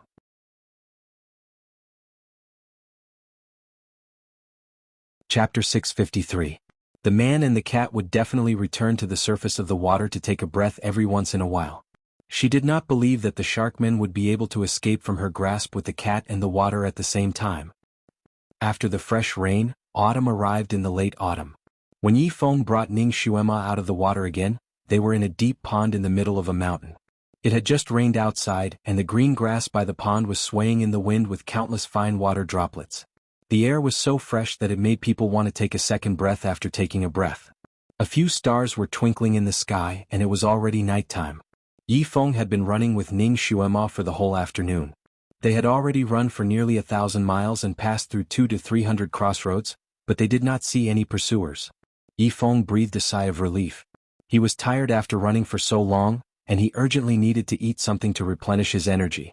Ning Xuema was also very hungry at this time, so the two of them discussed and decided to stay in the mountain for a little longer to eat something first. Yi Feng caught 3 fat fish along the way, and after coming ashore he made a fire and set it up to barbecue. Ning Xuema laid on the side and watched him busying himself. She watched as his beautiful fishtail slapped against the ground. Unexpectedly, it was similar to a human's legs. He walked very nimbly on the ground. She held back and finally could not help but say, "Yi Feng, so you also eat fish?" Seeing how he handled the fish so neatly, she could tell that he was an expert. Yi Feng did not stop moving and said calmly, "Sharkmen live in the sea all year round, so they naturally eat sea creatures as their food. Fish is their staple food." "That's right, the creatures in the sea are the same as the creatures on land. The weak are prey to the strong. It all depends on who is standing at the top of the food chain." "Do sharkmen usually cook their food like humans do before eating?" Ning Xuema was very curious. After escaping from danger, her state of mind also calmed down quite a bit. Gossiping cells were starting to grow in him. Yi Feng paused for a moment and his ocean blue eyes grew somewhat distant. "It's true that it's cooked, but we're using sea fire." not firewood. He handed a grilled fish to Ning Xuema. Earlier. I'm sorry if I hurt you. Ning Xuema knew that he was talking about how he used her to threaten Shui Yilan on the ship a few days ago. She shook her head and said, "It's okay. You didn't really hurt me." Yi Feng's knife was pressed against her waist at that time. Although she was bleeding, he had stabbed her diagonally. What he had pierced was only a layer of her skin. He did not hurt her vital parts at all. She was indeed hungry. She held the fish in her paws and ate a few mouthfuls. Her cat eyes sparkled. Delicious. Yi Feng, I didn't expect your cooking skills to be so good. Men with good cooking skills were all good men. If she didn't know that Yi Feng's heart belonged to someone else, Ning Xuema would have packed him up and kept him by her side. Yi Feng smiled at her praise, but he didn't say anything. Just as he smiled, he seemed to have thought of something. His eyes dimmed and the smile on his lips slowly turned cold. He wasn't a talkative person. In the blink of an eye, he had finished grilling another fish and was eating it himself. Yi Feng, the fish you grilled with firewood is also very delicious. It seems like you've been on land for a while. Ning Xuema chatted with him. Yi Feng paused for a moment. It's not that long. It's been 3 years. For the past 3 years, he had been quietly guarding Yan Ziyuan, protecting her from all dangers.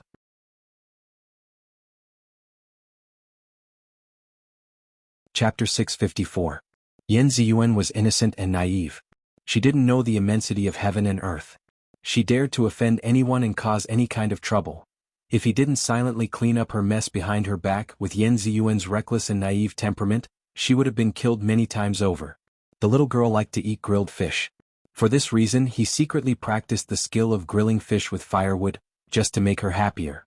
Unfortunately, she hated him. Every time he appeared in front of her, she would have a disgusted expression. Helpless, he could only secretly protect her and not easily appear in front of her. Yan Ziyuan didn't even eat the fish he grilled. In half a month, she would be married to that person.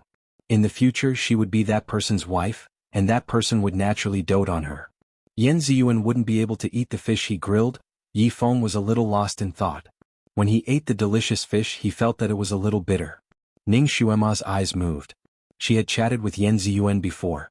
She knew that Yi Feng had been by Yan Ziyuan's side as a secret guard for exactly 3 years. It seemed that Yi Feng came here specifically for Yan Ziyuan. Yan Ziyuan was a real human. Ning Xuema knew that she had never been to the sea before from her conversations with her. Because she had once innocently asked Ning Xuema what the sea looked like. How did a young girl who had never been to the sea cross paths with a sharkman who treated the sea as his home? Ning Xuema's heart was full of curiosity.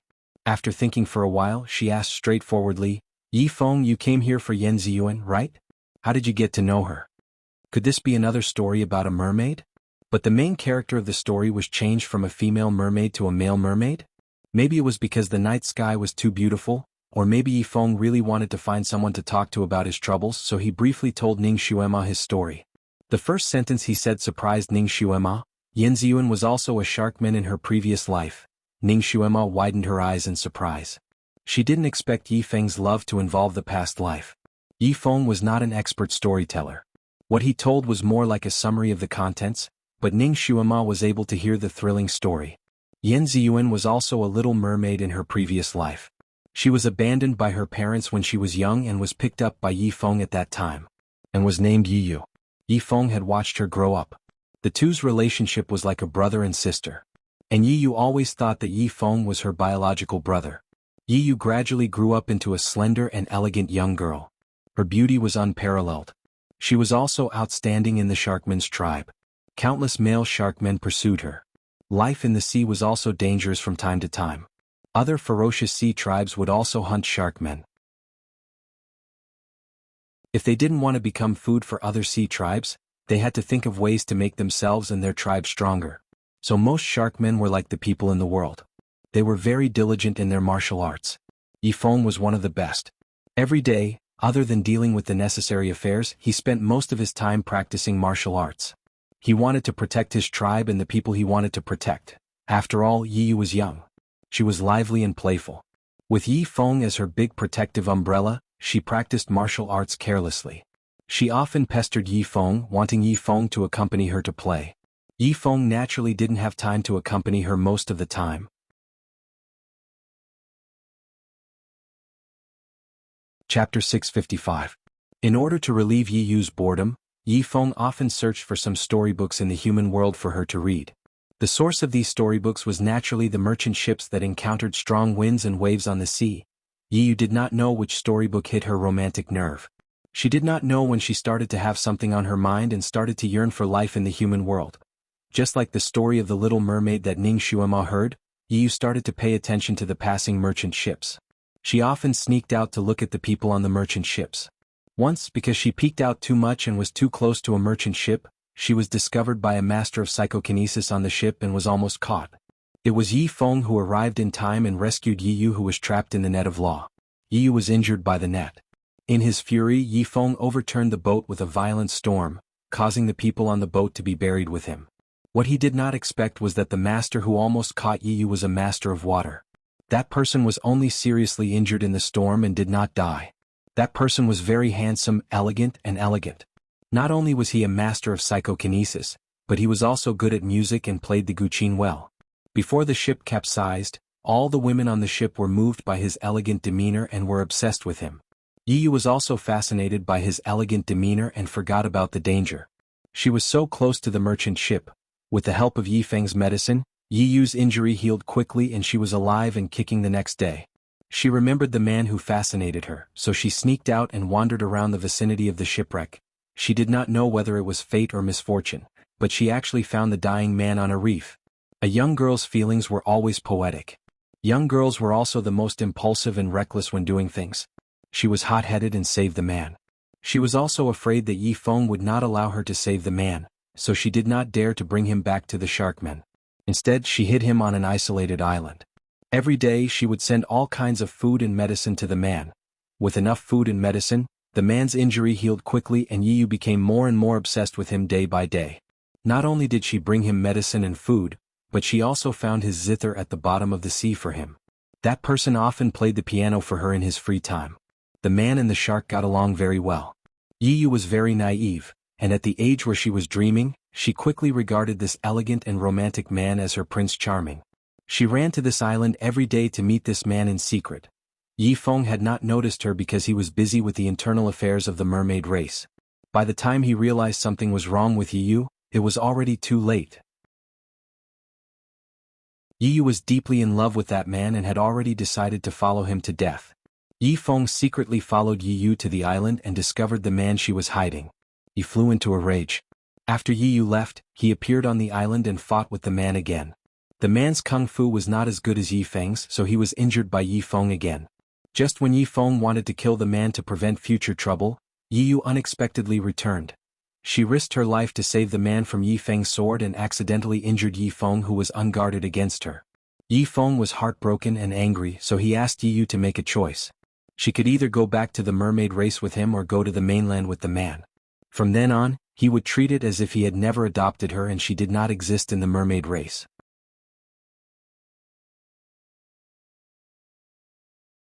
Chapter 656.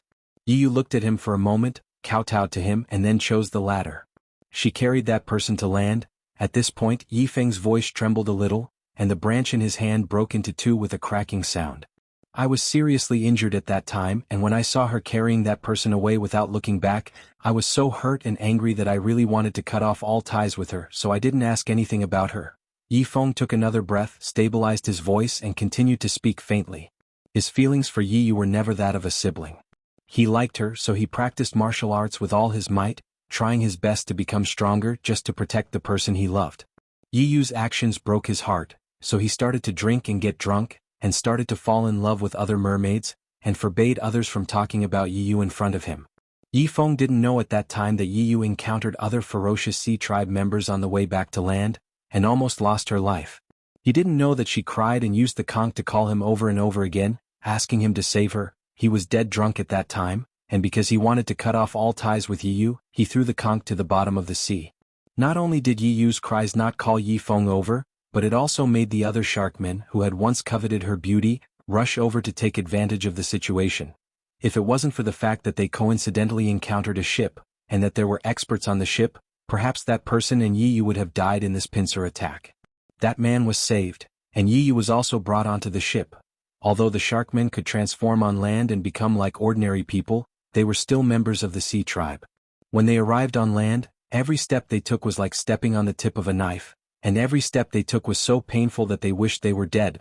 Therefore the sharkmen wouldn't go ashore easily. No one in the sharkmen knew what Yiyu went through after she went ashore. There was a kind of poison in this world called lovesickness, and there was a kind of feeling in this world called unrequited love. The two of them didn't feel anything when they were together, but once they were separated, they would know that the pain of separation was heart-wrenching and unforgettable. Yifeng suffered the cruelest betrayal from his lover. Although he missed Yiyu deeply, he didn't want to look for her. He didn't even want to hear any news about her. In order to let himself walk out of this emotional trauma as soon as possible, he accepted the love of another woman from the mermaid clan and got engaged with her. The next time he saw Yiyu was 3 months later, at his engagement party with sharkmen. Yiyu came back alone without any warning at all. When he was drinking the engagement wine with his fiancée, he saw Yiyu standing at the entrance of the hall with a deathly pale face. The moment Yifeng saw her for the first time, he didn't know what he was feeling.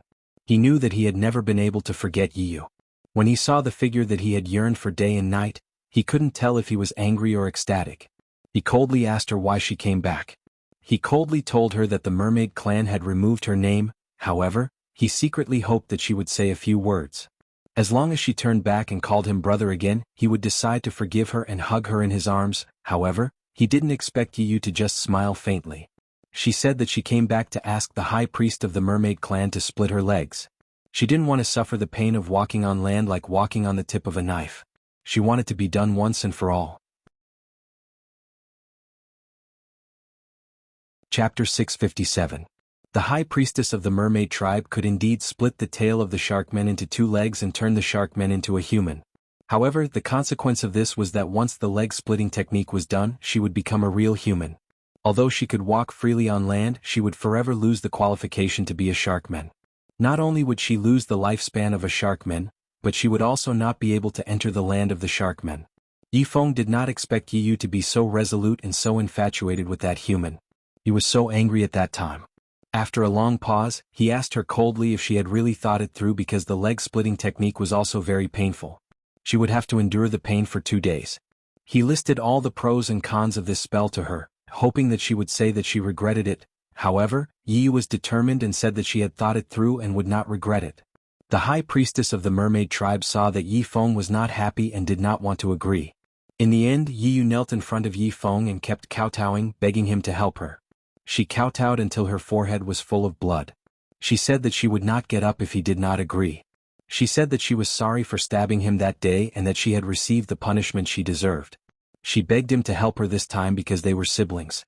She said that she would never bother him again. Yifeng was angry and desperate. In the end, he finally agreed to her request. The pain of leg splitting was bone-piercing. Even the strong sharkmen did not dare to try it. For thousands of years, there were very few sharkmen who dared to split their legs. However, Yiyu, who had always been afraid of pain and needed people to comfort her for a long time, did it without hesitation. When she walked into the high priestess room to do the surgery, Yifeng did not send her off because he was angry. However, he secretly sent a capable subordinate to check the settings in the high priestess room. He hoped that the leg-splitting technique would be foolproof. Although he hated Yiyu, he could not accept that she had any accidents during the process. During those 2 days, she underwent the surgery indoors while he lingered outside, never taking a single step out of the room. Even a grown man wouldn't be able to withstand that kind of pain, let alone the delicate Yiyu. She couldn't help but scream out loud. Each of her screams was like a knife, cutting into Yifeng's heart inch by inch. He was restless outside and there were several times when he wanted to rush in without a care. However, he also knew that once this kind of surgery started, there was no room for regret. He had to finish it. For Yiyu, every minute and second of those 2 days was torture. How could it not be the same for Yifeng? In the end, he couldn't stand the heart-wrenching feeling anymore.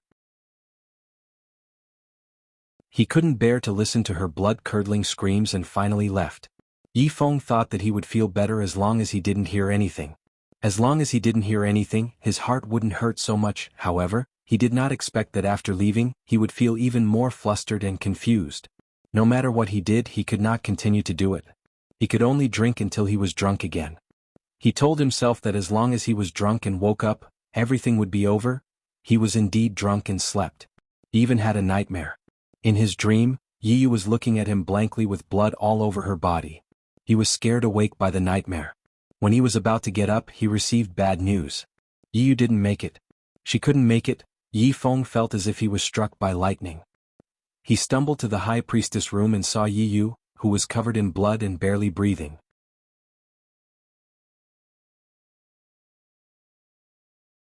Chapter 658. Yiyu had already lost her consciousness. Yi Feng held her in his arms and tried his best to transfer his psychokinesis into her body. He wanted to save her life, but no matter what he did, it was to no avail. This surgery was meant to be a success or death. In the end, Yiyu died in his arms. When she was half unconscious, she kept repeating the same sentence. She said that she did not want to see this result. She wanted to become a human. She did not want to be Sharkman anymore. She did not want to return to the mermaid tribe anymore.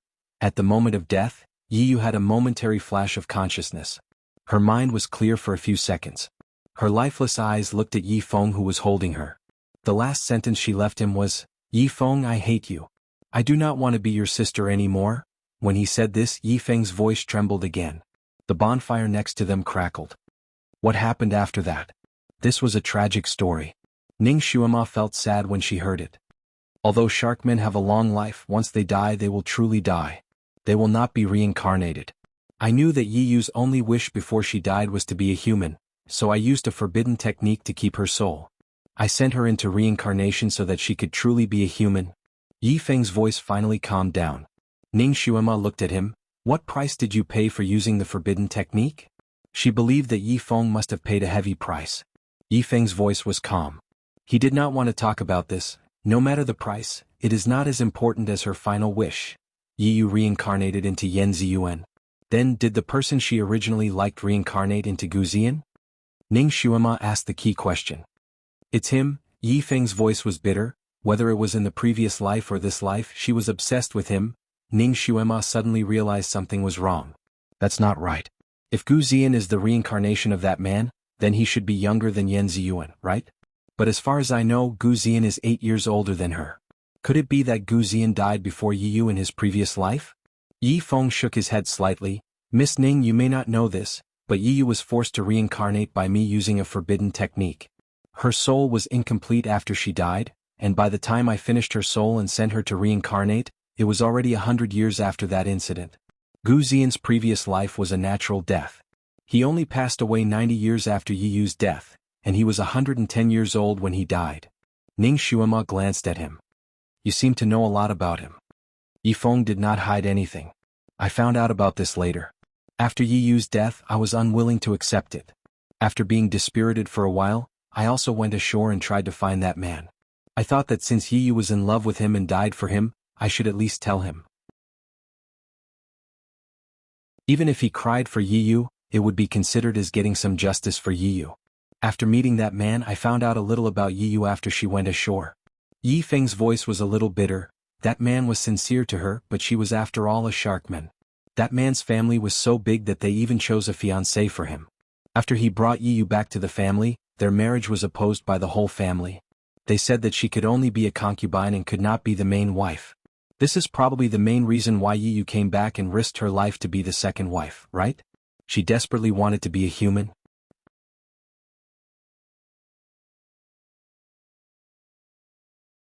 Chapter 659. Yi Feng's voice dimmed. However, Ning Xuema kept feeling that something was not quite right. But she could not put her finger on it. She paused and asked, "What did that man say when you found him?" Yi Feng's voice sounded distant. He was very sad when he heard about Yiyu's death, but he refused to admit that Yiyu died for him. He talked nonsense, saying that Yiyu had someone else in her heart. I hated him for not daring to admit what he did. He made Yiyu suffer, so I beat him up. That bastard did not fight back at that time. The more I beat him, the more he laughed. In the end, he said that the person in Yiyu's heart was actually me. He also said that she wanted to go back to the sea to find me, not to become a human. Ning Xuema, she pondered for a moment. Have you considered that what that man said might be true? Yiyu actually liked you? But she did not see her own heart clearly at that time. Yi Feng was stunned and shook his head firmly. Impossible. If she loved me, why would she hurt me and leave with that man? Why would she risk her life to become a human? Why would she fall in love with that man in this life? Ning Xuema sighed. Haven't you heard that a woman's heart is like a needle at the bottom of the sea? A woman's heart is the most difficult to guess. She thought for a moment and suddenly said, Did you know that she was not your biological sister when she was alive? Yifeng was stunned and frowned. She should have known? What do you mean by should have? Did you tell her that clearly? Did you tell her that you picked her up? Yifeng paused for a moment and shook his head slowly. No. I was afraid that I would hurt her, so I did not tell her about it. Ning Xuema. She tilted her head and thought for a moment. Then she looked at Yifeng with a complicated look. She wanted to say something but she did not say it in the end. A question flashed through her mind. Was it possible that Yi had always thought that Yifeng was her biological brother, but when she found out that she had feelings that she shouldn't have for her biological brother, she was shocked and desperately tried to find someone else to entrust her feelings to? Coincidentally, that man had arrived, and he had that charming temperament that made Yi think that he was her Prince Charming. Therefore, she left with that man without hesitation. However, after they got ashore, the more time she spent with that man, the more she missed her brother. She unintentionally revealed these traces in certain places. That man's family didn't allow Yi to become the official wife. Perhaps this was exactly what she wanted. She took the opportunity to return to the sea and look for her brother. However, she found out that her brother was already engaged to another woman. She was heartbroken and despaired. She was also embarrassed. Perhaps the Sharkman clan had really become a sad place for her. That was why she decided to change into another person and end everything once and for all. She did not expect that the operation would fail. She was tortured for 2 days in vain and finally died an unnatural death.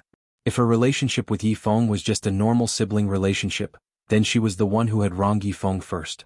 Moreover, she was the one who requested to change into another person. Even if the operation failed, she should be grateful to him and not hate him. Listening to her last words, she obviously hated him, of course. These were all Ning Xuema's guesses. As for the truth, only Yi probably knew about it. It was a pity that Yi was dead, and Yan Ziyuan did not have the memory of being Yi. Therefore, what happened back then would probably remain a mystery forever. She looked at Yifeng again. Yifeng looked up at the starry sky in the distance. He looked a little lonely.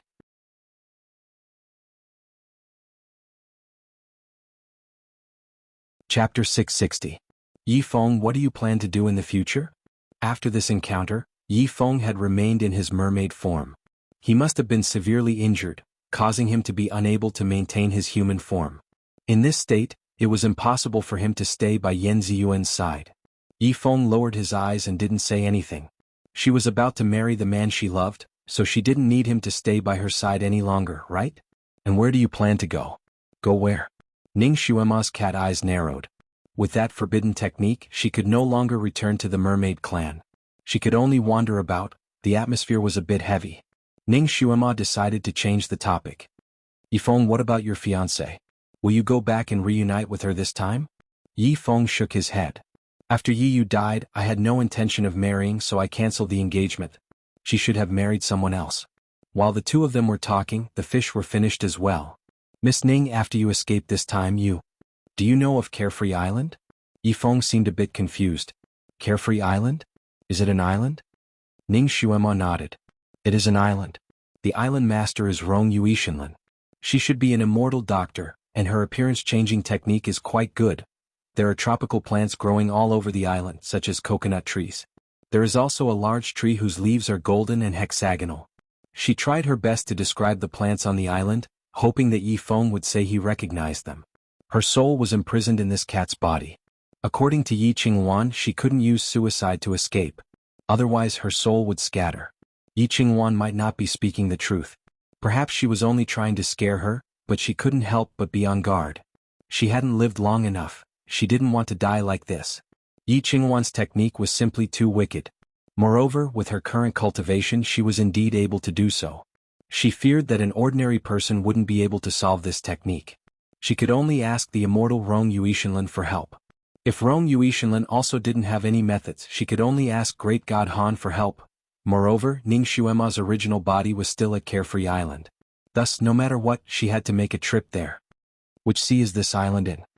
Yifeng asked. He had been wandering the world for a long time and was very familiar with the layout of this continent, but he had never heard of such an island, nor had he heard of Rongyuetenlan. In this world, the continent was a single piece of land surrounded by oceans. The ocean covered the largest area. No one knew how big the ocean was. Even the sharkman Yi Feng didn't know. Ning Xuema felt that the map of this world was rather similar to that of Earth. In ancient times, the continents were a single piece. Later, with the changes in the Earth's crust, the continents drifted apart, because it was surrounded by the ocean, but the name was different. For example, the Rakshasa Sea to the south, the Netherworld Sea to the north, the Floating Dream Sea to the east, and the Sunset Sea to the west. Yi Feng's mermaid clan was located in the southern Rakshasa Sea. He was still very familiar with the Rakshasa Sea and was very familiar with the islands inside. But he had never heard of Carefree Island. As for the island plants that Ning Xuema described, they seemed to only exist on the islands of the Rakshasa Sea. Ning Xuema was surprised by his question. When she went to Carefree Island, it was Han Shangyue who had brought her there. At that time, she had slept in the carriage for a long time before arriving at a seaside. How could she have seen what kind of sea it was? However, she finally remembered the small city that she had stayed in at the time. She had started from that small city and walked for about a day before arriving at the seaside. This sea shouldn't be too far from that small city.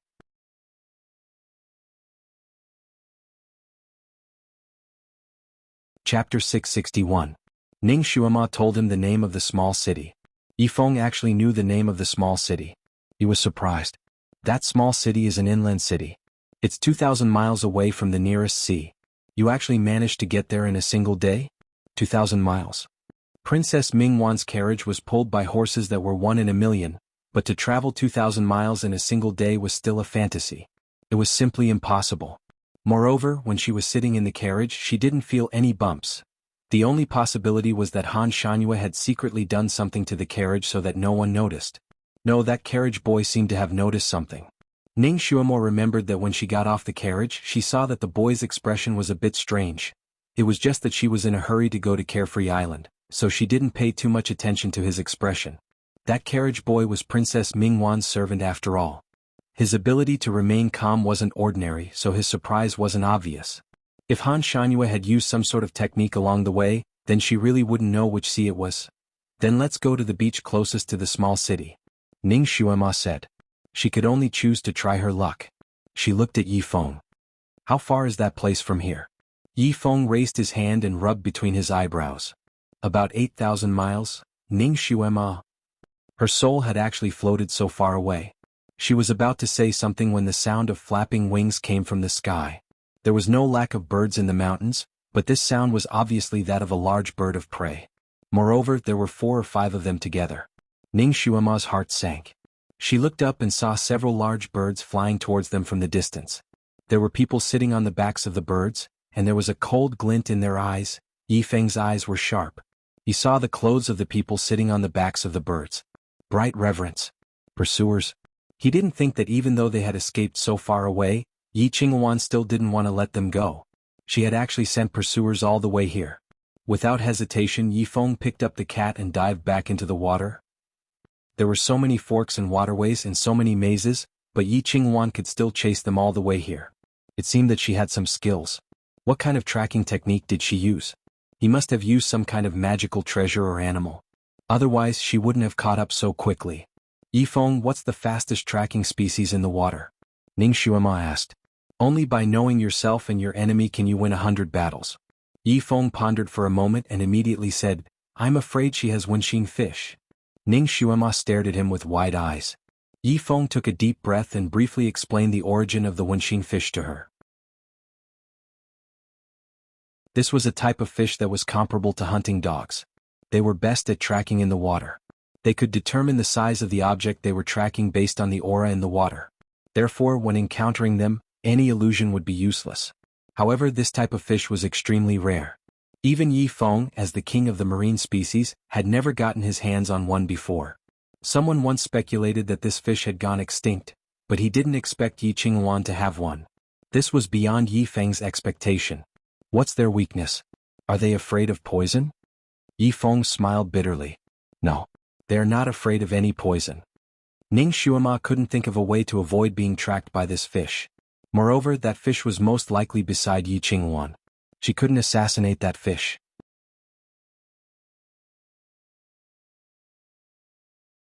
Chapter 662.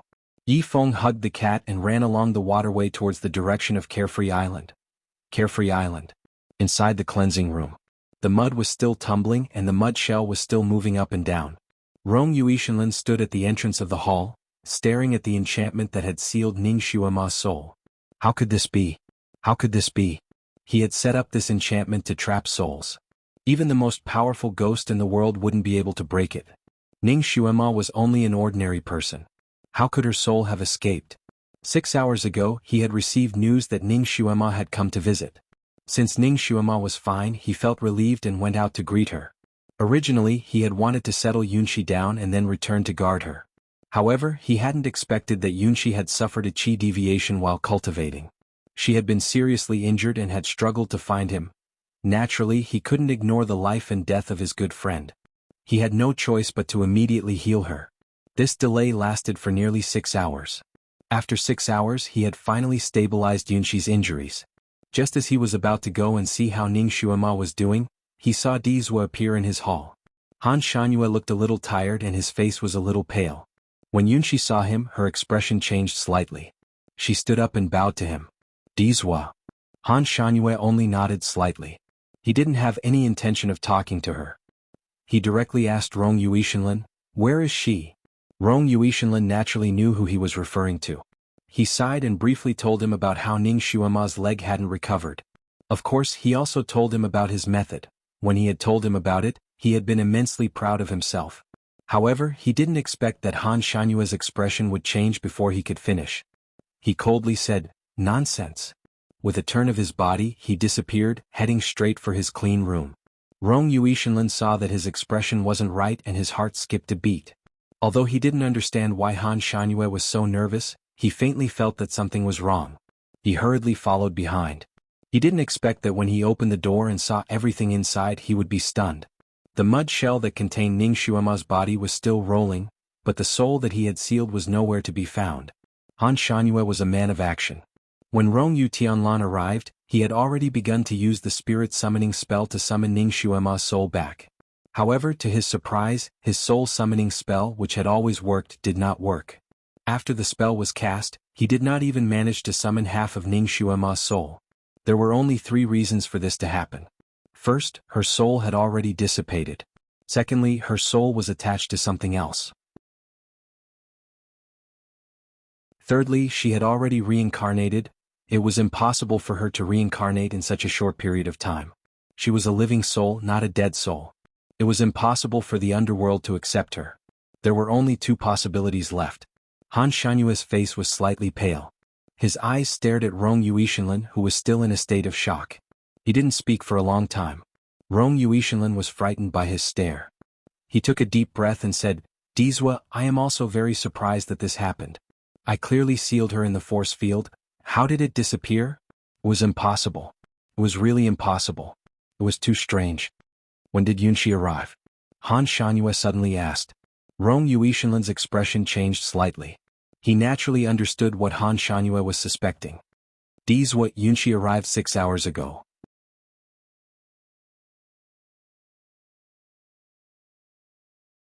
Chapter 663. Yunshi was seriously injured because of chi deviation. "Since I met her, I have been treating her injuries. She has never left my sight," Rong Yuishenlin continued. In other words, the possibility of Yunshi secretly attacking them had been eliminated. Han Shanyue nodded slightly. At this time, Han Shanyue was not afraid of offending people. He wanted to investigate all possibilities in order to find Ning Xuema's soul in the shortest time possible.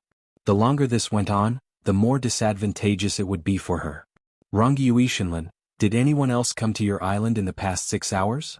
Rong Yuishenlin shook his head. "No. Only Yunshi." Of course he could sense his own island. Not to mention one more person, even if there was one more mouse on this island, he could sense it. This eliminated all external factors. It seemed like Ning Xuema had broken the force field and left for some unknown reason. That brat, couldn't she just leave him alone and not worry about her? "Tell me the details of what happened. Don't leave anything out," Han Shanyue said. This was not the time to find fault with anyone. The most important thing was to find her soul. He and Rong Yuishenlin had known each other for thousands of years, so he knew his temper well. He wouldn't harm Ning Xuema for Yunshi's sake and scatter that girl's soul. As for Ning Xuema, she was an expert at breaking barriers. He didn't expect that she would be restless even in her soul state. Rong Yuishenlin did not delay and immediately told him everything that had happened after Ning Xuema ran out to find him. In the end he said, "Dizwa, I know this method is very dangerous, but Miss Ning insisted on recovering her legs. I had no choice. I tried to contact Dizwa but I could not reach him." Rong Yuetian also felt a little bitter in his heart. Who did he offend? He had good intentions but he did not expect this to happen. Moreover, Dizwa did not tell him the whole story and ran away. He did not even mention his whereabouts so he could not contact him. Miss Ning might be angry with him. He coughed and said, "Dizwa, forgive me for being nosy but you two are newlyweds. Early in the morning, you left her behind without saying a word, so we couldn't contact you even if we wanted to. I saw that Miss Ning seemed to be a bit resentful. Will her soul disappear in a fit of anger and make you anxious?" Han Shangyue paused. "She's not as bored as you. She had resentment?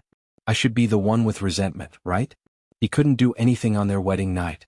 In order to restore her appearance, he even accepted Rongyue Tianlan's wicked method and almost got seriously injured. In the end, when that lass woke up, she still acted as if they were going their separate ways. She kept calling herself his shield and concubine. If he really treated her as a shield, he wouldn't have helped her so much. Moreover, he didn't need a shield. Ever since he had met Xuema, his peaceful life had been disrupted. Things kept happening and he had never had a moment of peace. Because that girl's feet had been seriously injured once, she had used the Qilin armor to treat them and changed her original genes. Therefore she could not use normal methods to recover them. Other parts of her body had been restored, but her legs had changed. He was also heartbroken when he saw it. After her disguise was removed, she slept soundly with drool dripping from her mouth. He did not sleep at all but read medical books. Finally he found out in a medical book that the soft armor flower of the morning and evening mountain could restore the body's elements changed by the Qilin armor. He wanted to wait until she woke up and realized that her feet were not right before telling her about it. Then he told her to wait patiently while he went to the morning and evening mountain to get the herbs for her.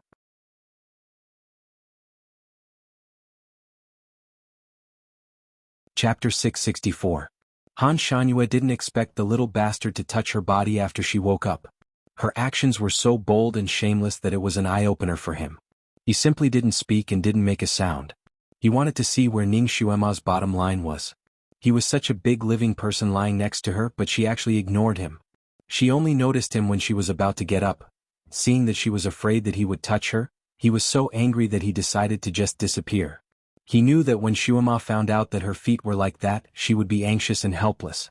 Then let her be anxious for a while. Consider it a punishment for her. Of course he wouldn't really leave her alone. He recovered a little and went straight to Jiaoxi Mountain to pick some grass. Jiaoxi Mountain was a mountain in the demon realm. It wasn't in this world but in a barrier. Ferocious beasts and demons ran rampant there. Even with his skills he had to be careful. In order to avoid alerting the demons in Jiaoxi Mountain, he turned off all the sound-transmitting spells on him. This was also the main reason why Rong Juishan couldn't contact him. What Han Shangyue didn't expect was that Rong Juishan actually had another way to heal Xuema's feet. He didn't expect this method to be so perverted. Of course, he didn't expect such an accident to happen. Every soul moved based on their thoughts. However, after a normal soul left the body, it would be muddle-headed and wouldn't know where it was, let alone who it was. Of course it wouldn't know what to do. This kind of soul would either stay in the same place after leaving the body or follow its own body. There were also some souls that couldn't support the shape and scattered. Very few souls with strong willpower would wander around, such as this troublesome girl. "Where's that Kirin?" Han Shanyue's tone was very bad. "It's here." Kirin came in from outside the door and looked at Han Shanyue timidly. "Where did you go just now? Why didn't you stay by her side?" Han Shanyue's face was as calm as water. There were several times when Ning Xuema was in trouble because this unreliable Kirin wasn't by her side. "Just now, Island Master Rongyue and my master were playing chess. I was bored, so I went to the lake to cultivate." Kirin stammered. The lake water here was full of spiritual energy, making it a good place for cultivation. Therefore, it went straight into the water to cultivate.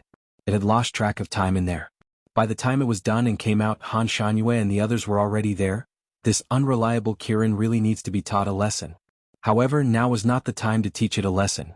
Quickly use your telepathy to sense your master and find out where she is, Han Shanyue ordered. As long as Ning Xuema was within a range of 1,000 miles, Kirin would be able to sense her.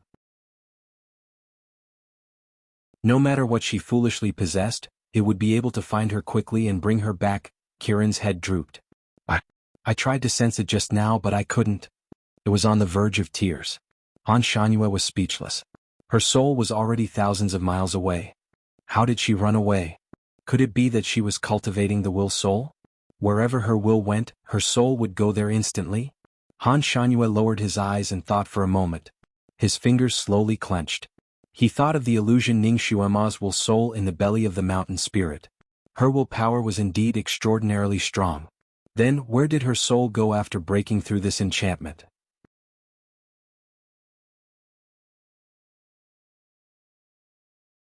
Chapter 665.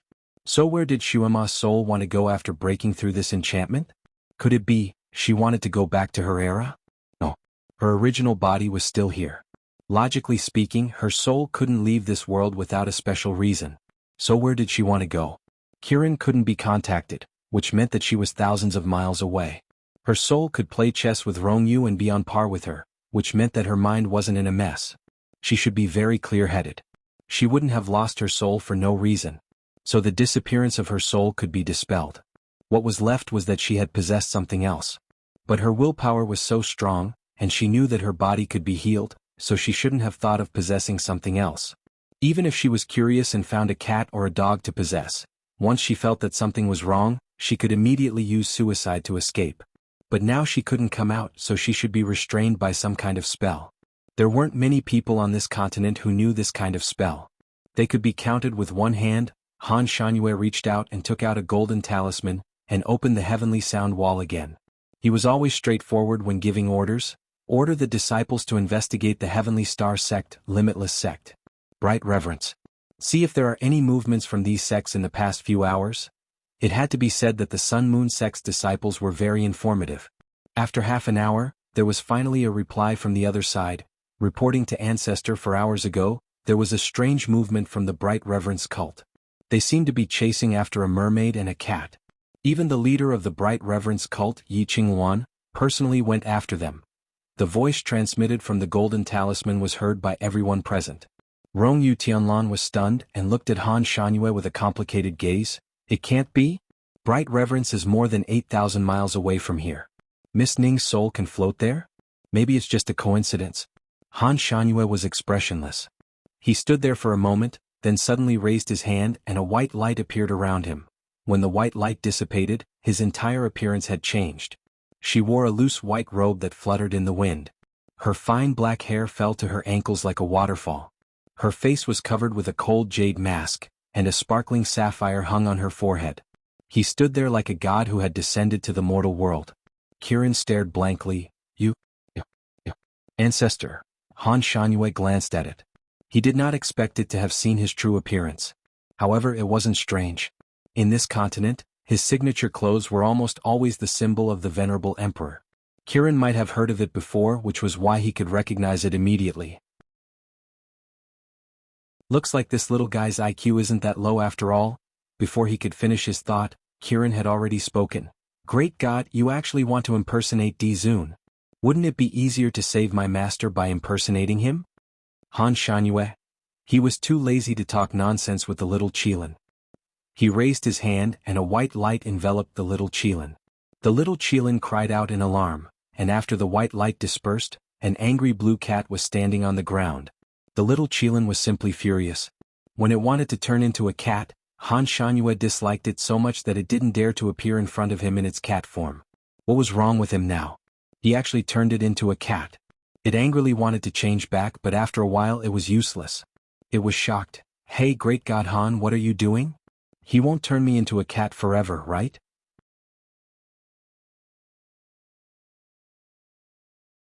Chapter 666. Han Shangyue waved his sleeves and picked up the blue cat. Come with me. After another gust of wind, Han Shangyue was nowhere to be seen. Rongyu Ishinlin was speechless. Di Zua had broken the precepts. The emperor had exposed his true identity in front of Kirin. Di Zua had even used the instant travel technique. This technique wasn't something that could be mastered by people on this continent. If outsiders found out, it would cause a huge commotion. Dizwa was really nervous about Miss Ning. He suddenly sensed something and turned his head to look at the entrance of the hall. He saw Yunshi standing there. Her face was pale and her eyes were blank as she stood there in a daze.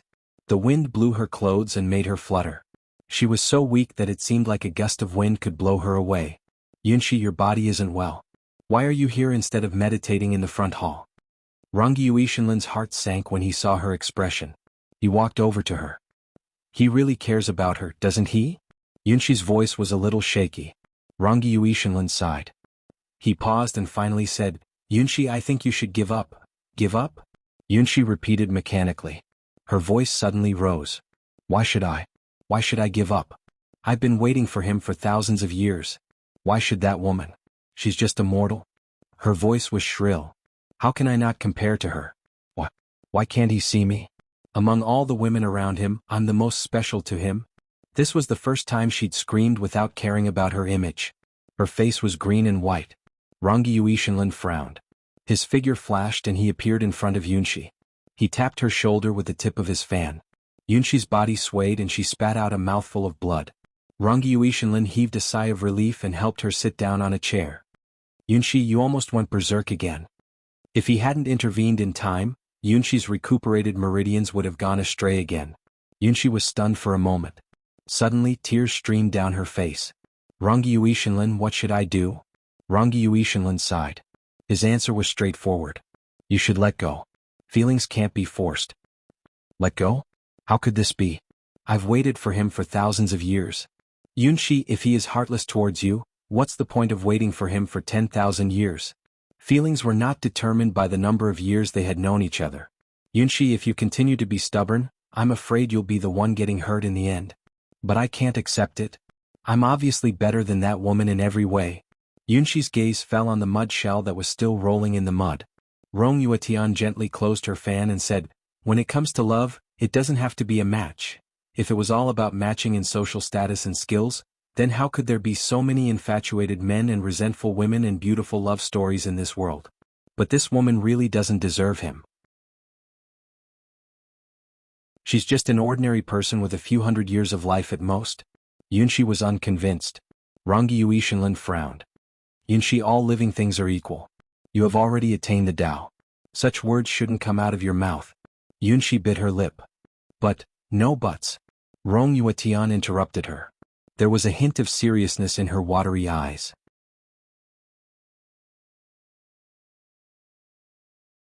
Chapter 667. Rong Yuetianlan interrupted Yunshi with a serious look in her eyes.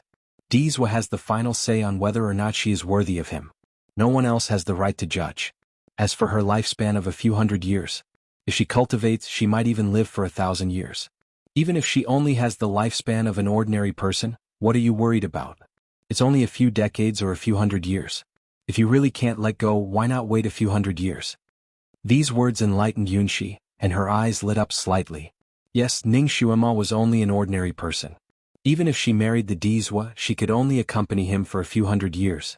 Maybe this woman was nothing and only had a few decades of lifespan. There was nothing to be afraid of. She then looked at the mud shell and the medicinal paste. This body was just an ordinary human body. A beautiful woman would age easily, and she would die in the blink of an eye. Maybe she would really become an old lady in a few decades. However, the Dizwa didn't age. Maybe in a few decades he would get tired of this woman and abandon her. Yunshi, on the other hand, was immortal. As long as she scrupulously behaved as a friend, the Dizwa would still treat her as a good friend. She still had a chance. She didn't dare to have any ideas about destroying Ning Xuema's body. Firstly, Rong Yuetianlan wouldn't allow it. Secondly, she didn't want to risk offending the Dizwa. Great God, Han, where are you taking me? Kirin was carried in Han Shanyue's hand. The scenery in front of her flashed past her at the speed of light. She couldn't see anything clearly. This person was too hateful. Everyone else was carrying a cat, but he was carrying a cat. It was as if he was carrying a pile of trash, which made her very uncomfortable. From now on, call me the Dizwa. Han Shanyue instructed. Are you really going to pretend to be the Dizwa? If the disciples of the Sun Moon sect find out, you will be hunted down. Kirin reminded him. Shut up. Just do as I say. Han Shanyue was originally a person who didn't want to explain. Moreover, the person he needed to explain to was a silly Kirin. He didn't have the patience to do so. Fine. Kirin shut up. After holding it in for a while, it couldn't hold it in anymore and asked, Great God Han, did you also hear that the ancestor and Yi Qingwan have that kind of thing, so you deliberately pretended to be her master to scare her? Han Shangyue was speechless. He paused for a moment and almost threw the little Qilin who was spreading gossip out. Who said that I have any passion with Yi Qingwan? She was only once my disciple. This Master Han really got into the mood quickly. Pretending to be a venerable sovereign, he immediately spoke in the tone of a venerable sovereign. Great God Han, to be honest, you're not the ancestor himself. How would you know that there's nothing going on between the ancestor and Yi Qingwan?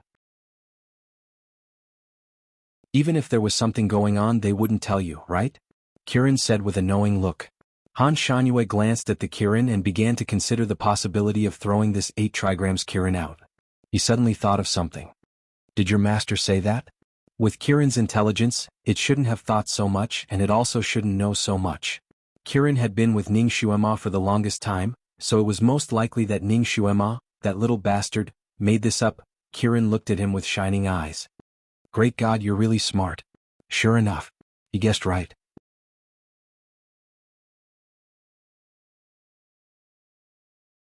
Chapter 668. That girl didn't have much contact with his true self, but she began to pay attention to his gossip. Was she interested in his true self? Han Shanyue's eyes flashed. What did your master say? Hey, it's rare for the great god to ask about gossip. Kirin immediately cheered up.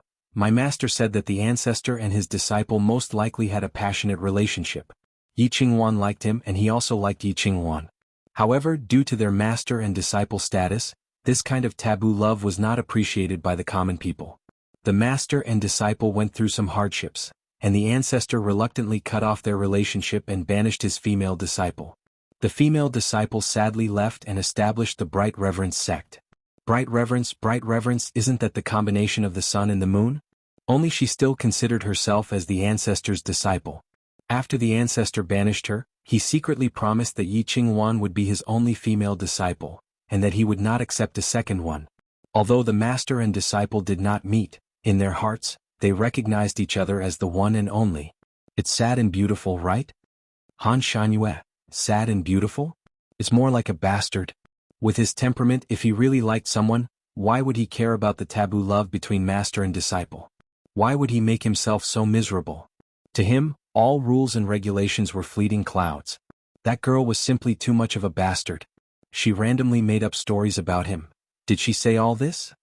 Han Shanyue's voice was cold. My master explained it to me, Kirin explained. In fact, it still remembered Ning Xuema's words. It was just that a few days ago Ning Xuema was very bored and told it a story. Somehow the topic was brought up to the ancestor and Yi Qingwan. Ning Xuema just casually said, the relationship between the master and disciple is not simple. At that time Kirin asked why. Ning Xuema smiled and said, I've only heard of a master-disciple relationship. I didn't expect to see a real-life version of it in this world. The little Qilin was not ashamed to ask questions. It immediately asked about the relationship between a master and a disciple. Ning Xuema explained to it about the romance between a master and a disciple that she had read in her era. She told it about quite a few novels and each one of them was filled with passion and emotion. She was just speaking casually. Kirin was, after all, still young and ignorant of these matters. It was just listening to her. After hearing about it, he had pretty much forgotten about it. Now that Han Shanyue mentioned it, it summarized Ning Xuema's story into the story of Di Zun and Yi Qingwan with a deep expression. Your master really has a lot of free time. Han Shanyue's voice was cold. No wonder that last said that master-disciple relationship was the most annoying thing in front of him. It turned out that she had a preconceived impression of it. My master is not free. It's just that her deductive ability is very strong. What she deduces can't be wrong. Di Zun and his apprentice must be in a master-disciple relationship. Kirin concluded. Han Shanyue's lips curled up coldly. Since that last said that he was in a master-disciple relationship, perhaps he should make it true. Let her have a taste of it herself. He really should take in another female apprentice. Originally, because of the shadow of Yi Qingwan, he was afraid that he would encounter similar troubles again. Therefore he did not take in any female apprentices. He did not expect that Ning Xuema would make up such a melodramatic drama for him. Great God Han! Kirin was about to say something else, but it was interrupted by Han Shanyue. Call him Di Zun.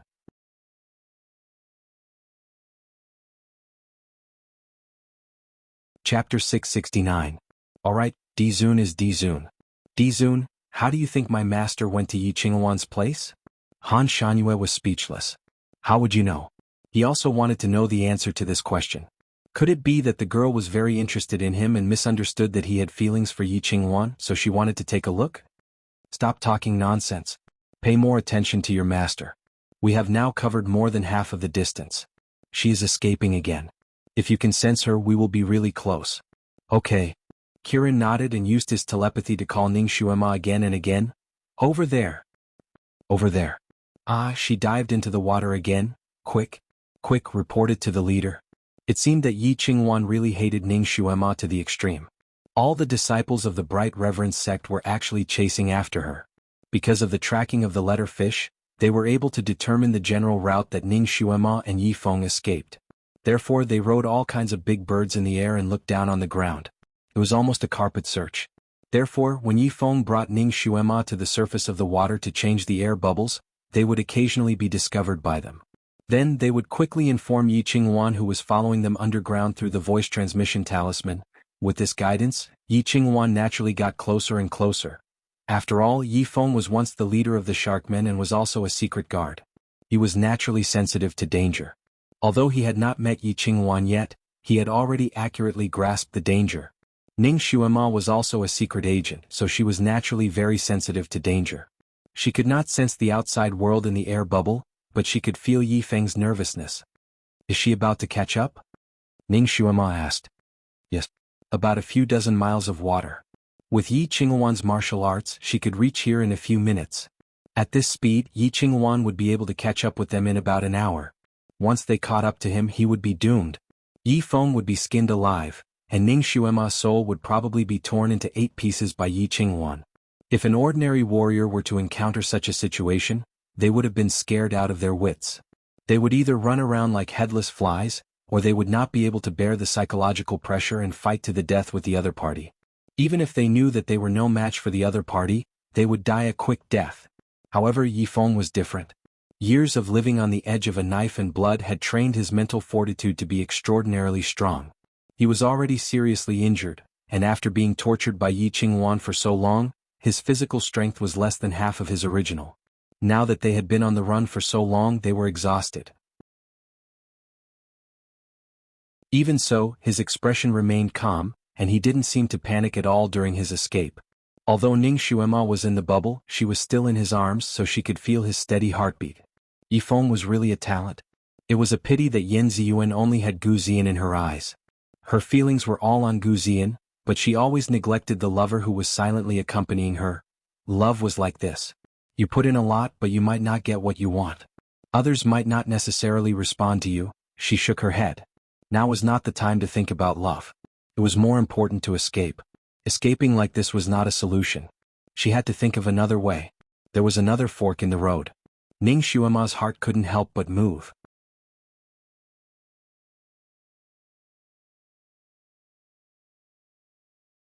Chapter 670. Ning Xuema said in a low voice, Yi Feng, you should take a slightly narrower path like before. After about 1 mile, you should immediately turn back and try to take the roundabout path. Yi Feng was stunned. He was also a person who understood things quickly, so he immediately understood Ning Xuema's idea. His eyes lit up slightly. Okay. It was the first time in Yi Qingwan's life that she chased someone without caring about the cost. It was also the first time she met someone so cunning and so difficult to chew. The other party was just a heavily injured sharkman and a cat that didn't know anything. She had used so many disciples and the most precious Wuxia fish. With such a large formation, she could even catch up to a peerless master. But now, after chasing for so long, she still didn't see the other party's shadow. If it wasn't for the disciples on the ground reporting to her from time to time, and the Wuxia fish guiding the direction from time to time, she would have thought that she was chasing in the wrong direction. The Wuxia fish had the ability to judge the general distance based on the aura of the person being tracked. She knew that she was indeed getting closer and closer. There was another fork in the road ahead. The Wuxia fish paused for a moment, then chose one. Yi Qingwan entered without thinking. Because every time the Wuxia fish followed the aura, it would consume its own physical strength. Yi Qingwan had chased it for so long that it was already very tired. Yi Qingwan wanted to maintain its physical strength. Usually, she would only release the Wenxin fish when she encountered a fork in the road or needed to determine the general distance from the other party. So when she entered the fork again, she put away the Wenxin fish and hurriedly chased forward.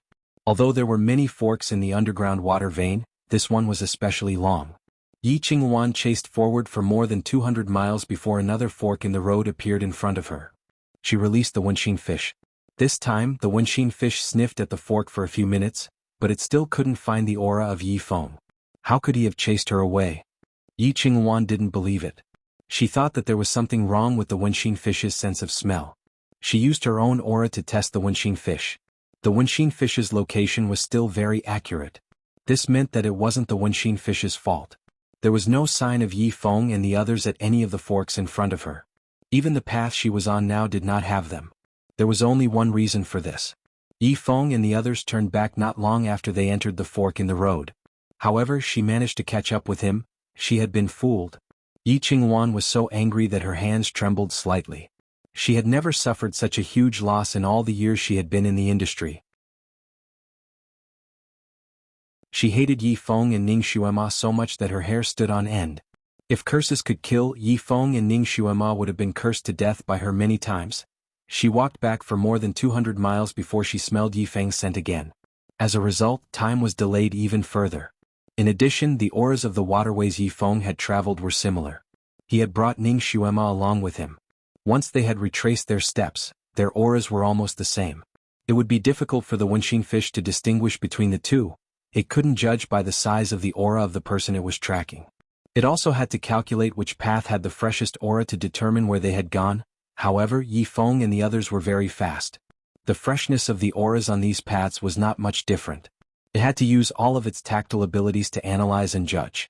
As a result, not only did the Wenxin fish consume a lot of energy, it also slowed down significantly.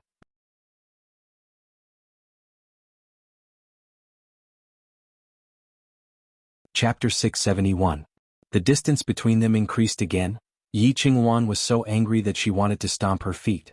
Seeing that her precious fish was getting more and more tired and weak, she was angry and anxious, but she could not think of a solution.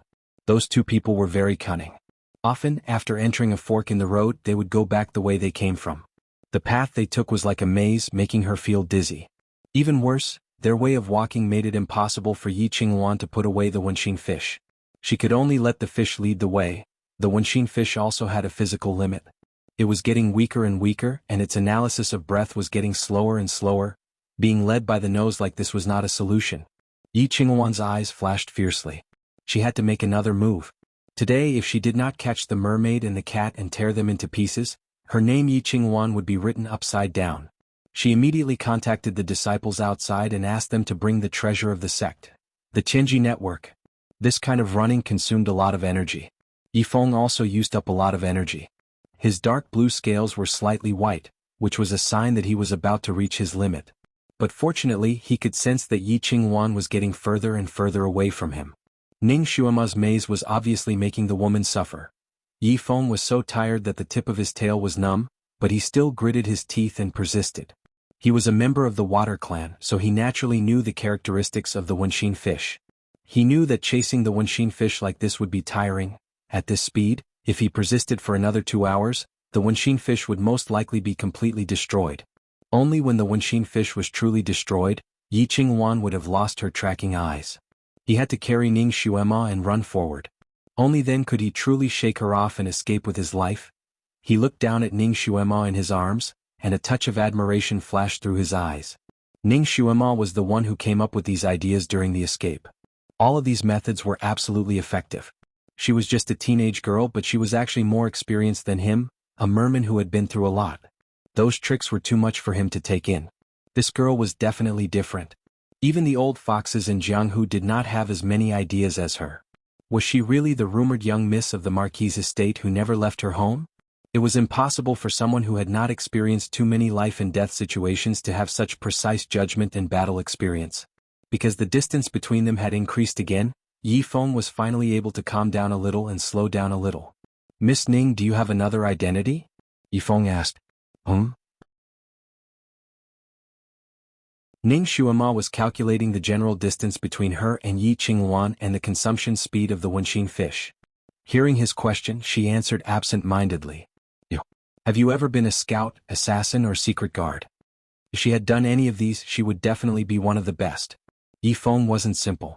He actually saw through her true identity. Although Ning Xuema and Yi Feng had not known each other for a long time, she already knew his temperament and knew that he was a chivalrous person. This kind of person was a good friend to have. Ning Xuema did not want to hide anything from him, so she told him about her previous life's identity. Of course, because of time constraints, she was very brief. Even so, it was enough to shock Yi Feng. So she had reincarnated in someone else's body. He was very knowledgeable and naturally knew what reincarnating in someone else's body was.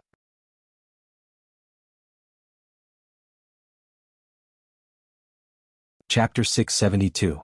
In fact, it was not easy to succeed in reincarnation. Every body corresponded to a soul, and the body was like a container for the soul. Only one's own body was the most suitable one. When borrowing someone else's body, the body and soul were mostly incompatible. It was actually very risky for the soul to reincarnate. If it failed, the soul would scatter. Even if one could successfully reincarnate, the soul would feel very uncomfortable in the borrowed body, and it would not be easy to command the body. Often, its movements would be stiff like a jumping zombie. There were also very few souls that had strong adaptability and could command the body as they wished. But after all, compared to their original body, their lifespan would be greatly shortened. This was also the main reason why the souls that Yi Qingwan made for this cat could age so quickly. Although Yi Qingwan had used a spell on the cat to allow all kinds of souls to enter and adapt to it, Yi Qingwan was still unable to do so. But it was very harmful to those souls. Often, the soul of a young girl would become the soul of a 70 or 80-year-old woman after 10 years or so. The power of the soul would be almost completely absorbed by this cat's body. Yi Feng had seen Ning Xuema's original appearance before, and her movements were not ordinary, and she did not have the slightest sluggishness of a reincarnated soul. If Ning Xuema did not say it herself, Yi Feng might not be able to guess it even if he guessed for 1,000 years.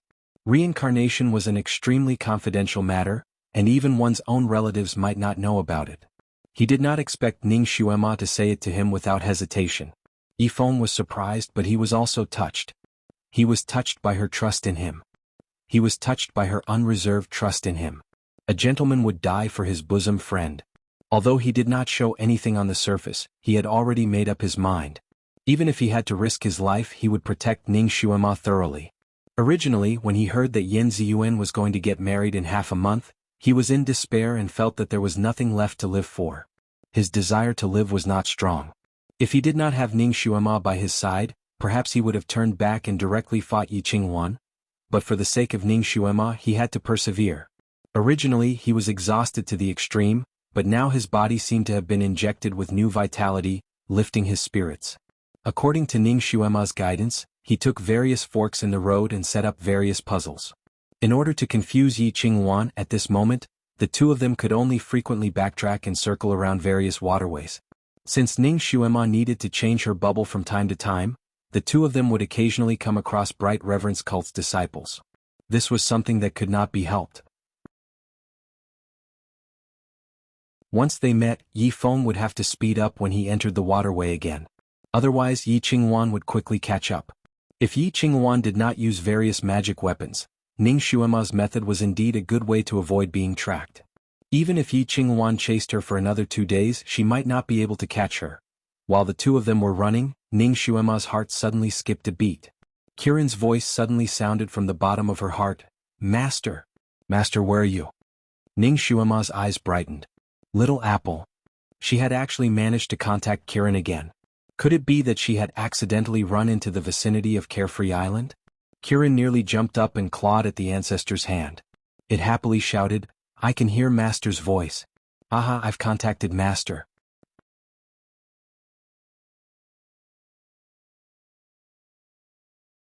Chapter 673. The ancestor's foot slightly paused and his fingers suddenly stiffened, causing the little Qilin to cry out in pain, Hey, be gentle, you're hurting me. The sovereign's fingers loosened. He asked in a low voice, What did she say? Kirin was still excitedly chatting with Ning Xuema. As it heard the sovereign's question, it subconsciously replied, Master told me to hurry to Carefree Island and ask for reinforcements. She said that Yi Qingwan had turned her into a cat and was being chased around like a rat. She told me to hurry and ask for reinforcements. This girl wasn't stupid. She knew that she couldn't deal with her. Who did she ask you to look for? That girl should have remembered him by now, right? She should know that he was her only protective umbrella, right? She told me to look for Island Master Rongyue. She said that Island Master Rongyue might be able to stop Yi Qingwan's crazy behavior. She said that Yi Qingwan had entered a nearly insane state and that she couldn't afford to offend her. Kirin was almost repeating Ning Xuema's words. The ancestor's footsteps paused again. His inky black eyes flashed with an icy cold light. In her time of crisis, the only person she thought of was an outsider like Rongyue Tianlan. She had thrown her cheap husband to the side. It seemed that she was truly ruthless towards him. That appearance of going back to the bridge and going back to the road wasn't an act, but a portrayal of her true state of mind. She really didn't care about him. She might even hate him. Then why was he still trying so hard to find her? A woman without a heart. Had he been too attentive to her? Kirin was desperately chatting with Ning Xuema. It didn't notice that the sovereign's footsteps had slowed down. Sovereign, I asked her where she was. She said she was near 6 Branches Mountain. How far is that from here? Will we be able to get there in time? 960 miles. The sovereign spat out a few words. He lightly said, tell her to hold on for 6 more hours. Rongyue Tianlan will rush over to save her. Kirin agreed. After it reacted, its eyes widened. Sovereign, you're not going to save her? Where are you going? It had already noticed that the ancestor had started to turn back. I'll send you back to Carefree Island to call for reinforcements. The sovereign finally decided on something and turned to leave. Kirin turned pale with fright. Ancestor. My master is very, very dangerous. You can't just stand by and watch us die. Before it could finish its words, the ancestor had already sealed its mute acupoint. It could only stare blankly, unable to speak. Leave him to die? He had lived for so many years, when had he ever saved someone who was about to die? Normally he did not care about the affairs of the world. As Han Shangyue roamed the continent, it was inevitable that he would encounter some injustice and see some people being hunted down. Those people had desperately begged him for help. When had he ever reached out to help? Life and death were fated. He just had to ensure that the world's situation did not deviate too much and that the demons did not run amok. The life and death of other people were nothing more than passing clouds to him. He didn't care about it at all. It was the first time in thousands of years that he had repeatedly broken his vows for a woman. He had already done all he could for this woman and had a clear conscience. Since she didn't care about him, then let her be. Moreover, she might not necessarily die. Although Yi Qingwan was extreme in her actions, she had a bottom line. She would not harm others' lives in vain. Besides, she was very fond of that cat, so she wouldn't really do anything to that girl. At most, she would be locked up for a while and let her suffer a little.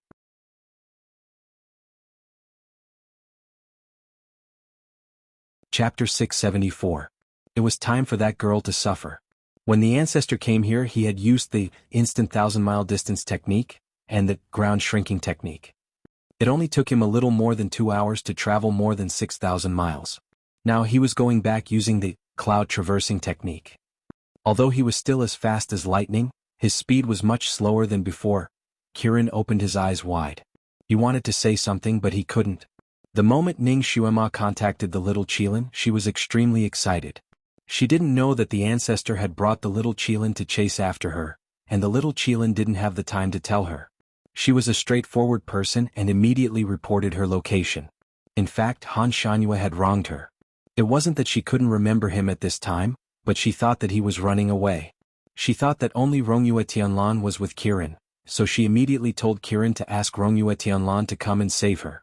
She didn't know that her inadvertent wrong order cut off the rescue team, and she had to pay the price. In fact, Kirin told her that Han Shangyue was coming to save her through telepathy.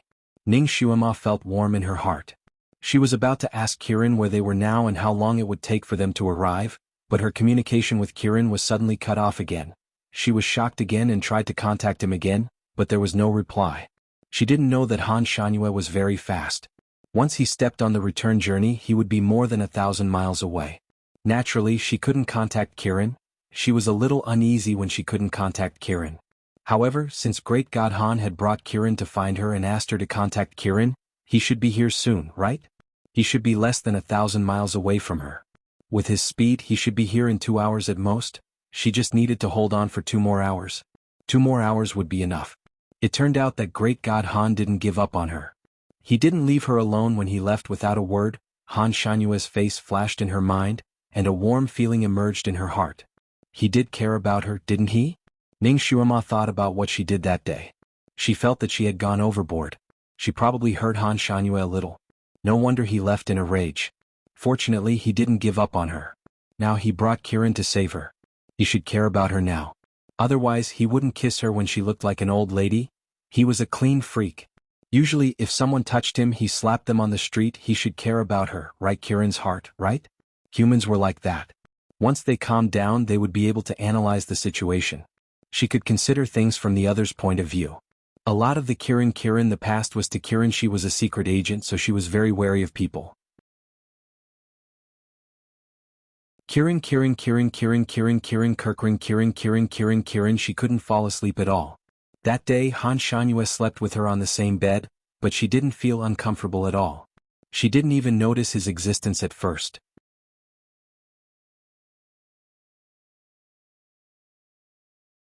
Chapter 675. This would have been impossible in the past. Usually, Ning Xuema would have noticed it even if there was an extra button on her bed, not to mention having another person on it. However, she didn't feel anything when Han Shanyue was by her side. Of course, this was because the Almighty was regulating his breathing well, but it was also because she had subconsciously let down her guard against him. Perhaps she didn't realize it herself, but her body had already gotten used to his presence. She felt at ease when she was by his side. Ning Xuemo recalled the kiss and the words he said after the kiss. At that time, he had a faint smile on his lips and said that she liked him. He said it with such certainty that she had subconsciously denied it in her panic. People who worked as secret agents were all suspicious and wouldn't easily express their true feelings. Especially when it came to feelings, love would make people blind. Once they fell in love, they would easily lose their ability to judge. For a qualified secret agent, falling in love was a big taboo. As a secret agent, they could flirt with handsome guys, call them brothers, and even have one-night stands. They could play around in the world of mortals. However, they were afraid of stepping into the trap of love. This was also the main reason why Ning Xuema had always misinterpreted Han Shanyue's feelings. Because subconsciously she was repulsed and didn't dare to touch it. Moreover, Han Shanyue gave her the status of a concubine. If she didn't fall in love with him, she could ignore this status and even be his shield. However, once she fell in love, she would instinctively feel repulsed by this status. She would also feel that Han Shanyue didn't care about her at all. It was because of this mentality that she had repeatedly rejected Han Shanyue's love. She only used the status of a concubine to stab him and deal with him. Because of love, there was worry. Because of love, there was fear. It was because of love that she cared, felt conflicted, and subconsciously avoided it. Ning Xuema had also sorted out her thoughts for the past 2 days. She analyzed what had happened and how she felt. After calming down, she finally understood one thing. She really did care about him and she really did like him. She didn't even know when she had fallen for him. After figuring it out, Ning Xuema once mocked herself in her heart. She thought she was smart, but she couldn't really understand her own feelings. She could see other people's moods and analyze other people's feelings, but when it came to herself, she couldn't see clearly. She even decided that once she returned to Carefree Island and returned to her own body, she would look for Han Shanyue and have a good chat with him. She would ask him just what he thought of her. She told him that she minded her identity as a concubine very much and that she minded not telling him her real name. If they loved each other, they should have the most basic trust and respect. Before she could contact Kirin, Ning Xuema already had this idea. After she contacted Kirin and heard that Han Shanyue was coming, the little bit of grudge she had against him disappeared. In that split second, it was as if she had been injected with stimulants. Her cat eyes started to sparkle. More than 2 hours. More than 2 hours. In just a little more than 2 hours, she would be able to escape from this sea of suffering. She would be able to see him again. An hour passed. Another hour passed. Yifeng was running until he was almost crippled. As for the reinforcements that Ning Xuema had been waiting for, they still hadn't arrived. She hadn't even been able to contact Kirin. You're tuning in to the Han Li's Wuxia Adventures YouTube channel. We're so grateful for your support and don't forget to subscribe to join us on this incredible journey through captivating stories. Your generosity through donations truly makes a world of difference. as it's the primary source of revenue that allows me to expand and enhance this channel for you. Thank you from the bottom of my heart for being a part of this adventure.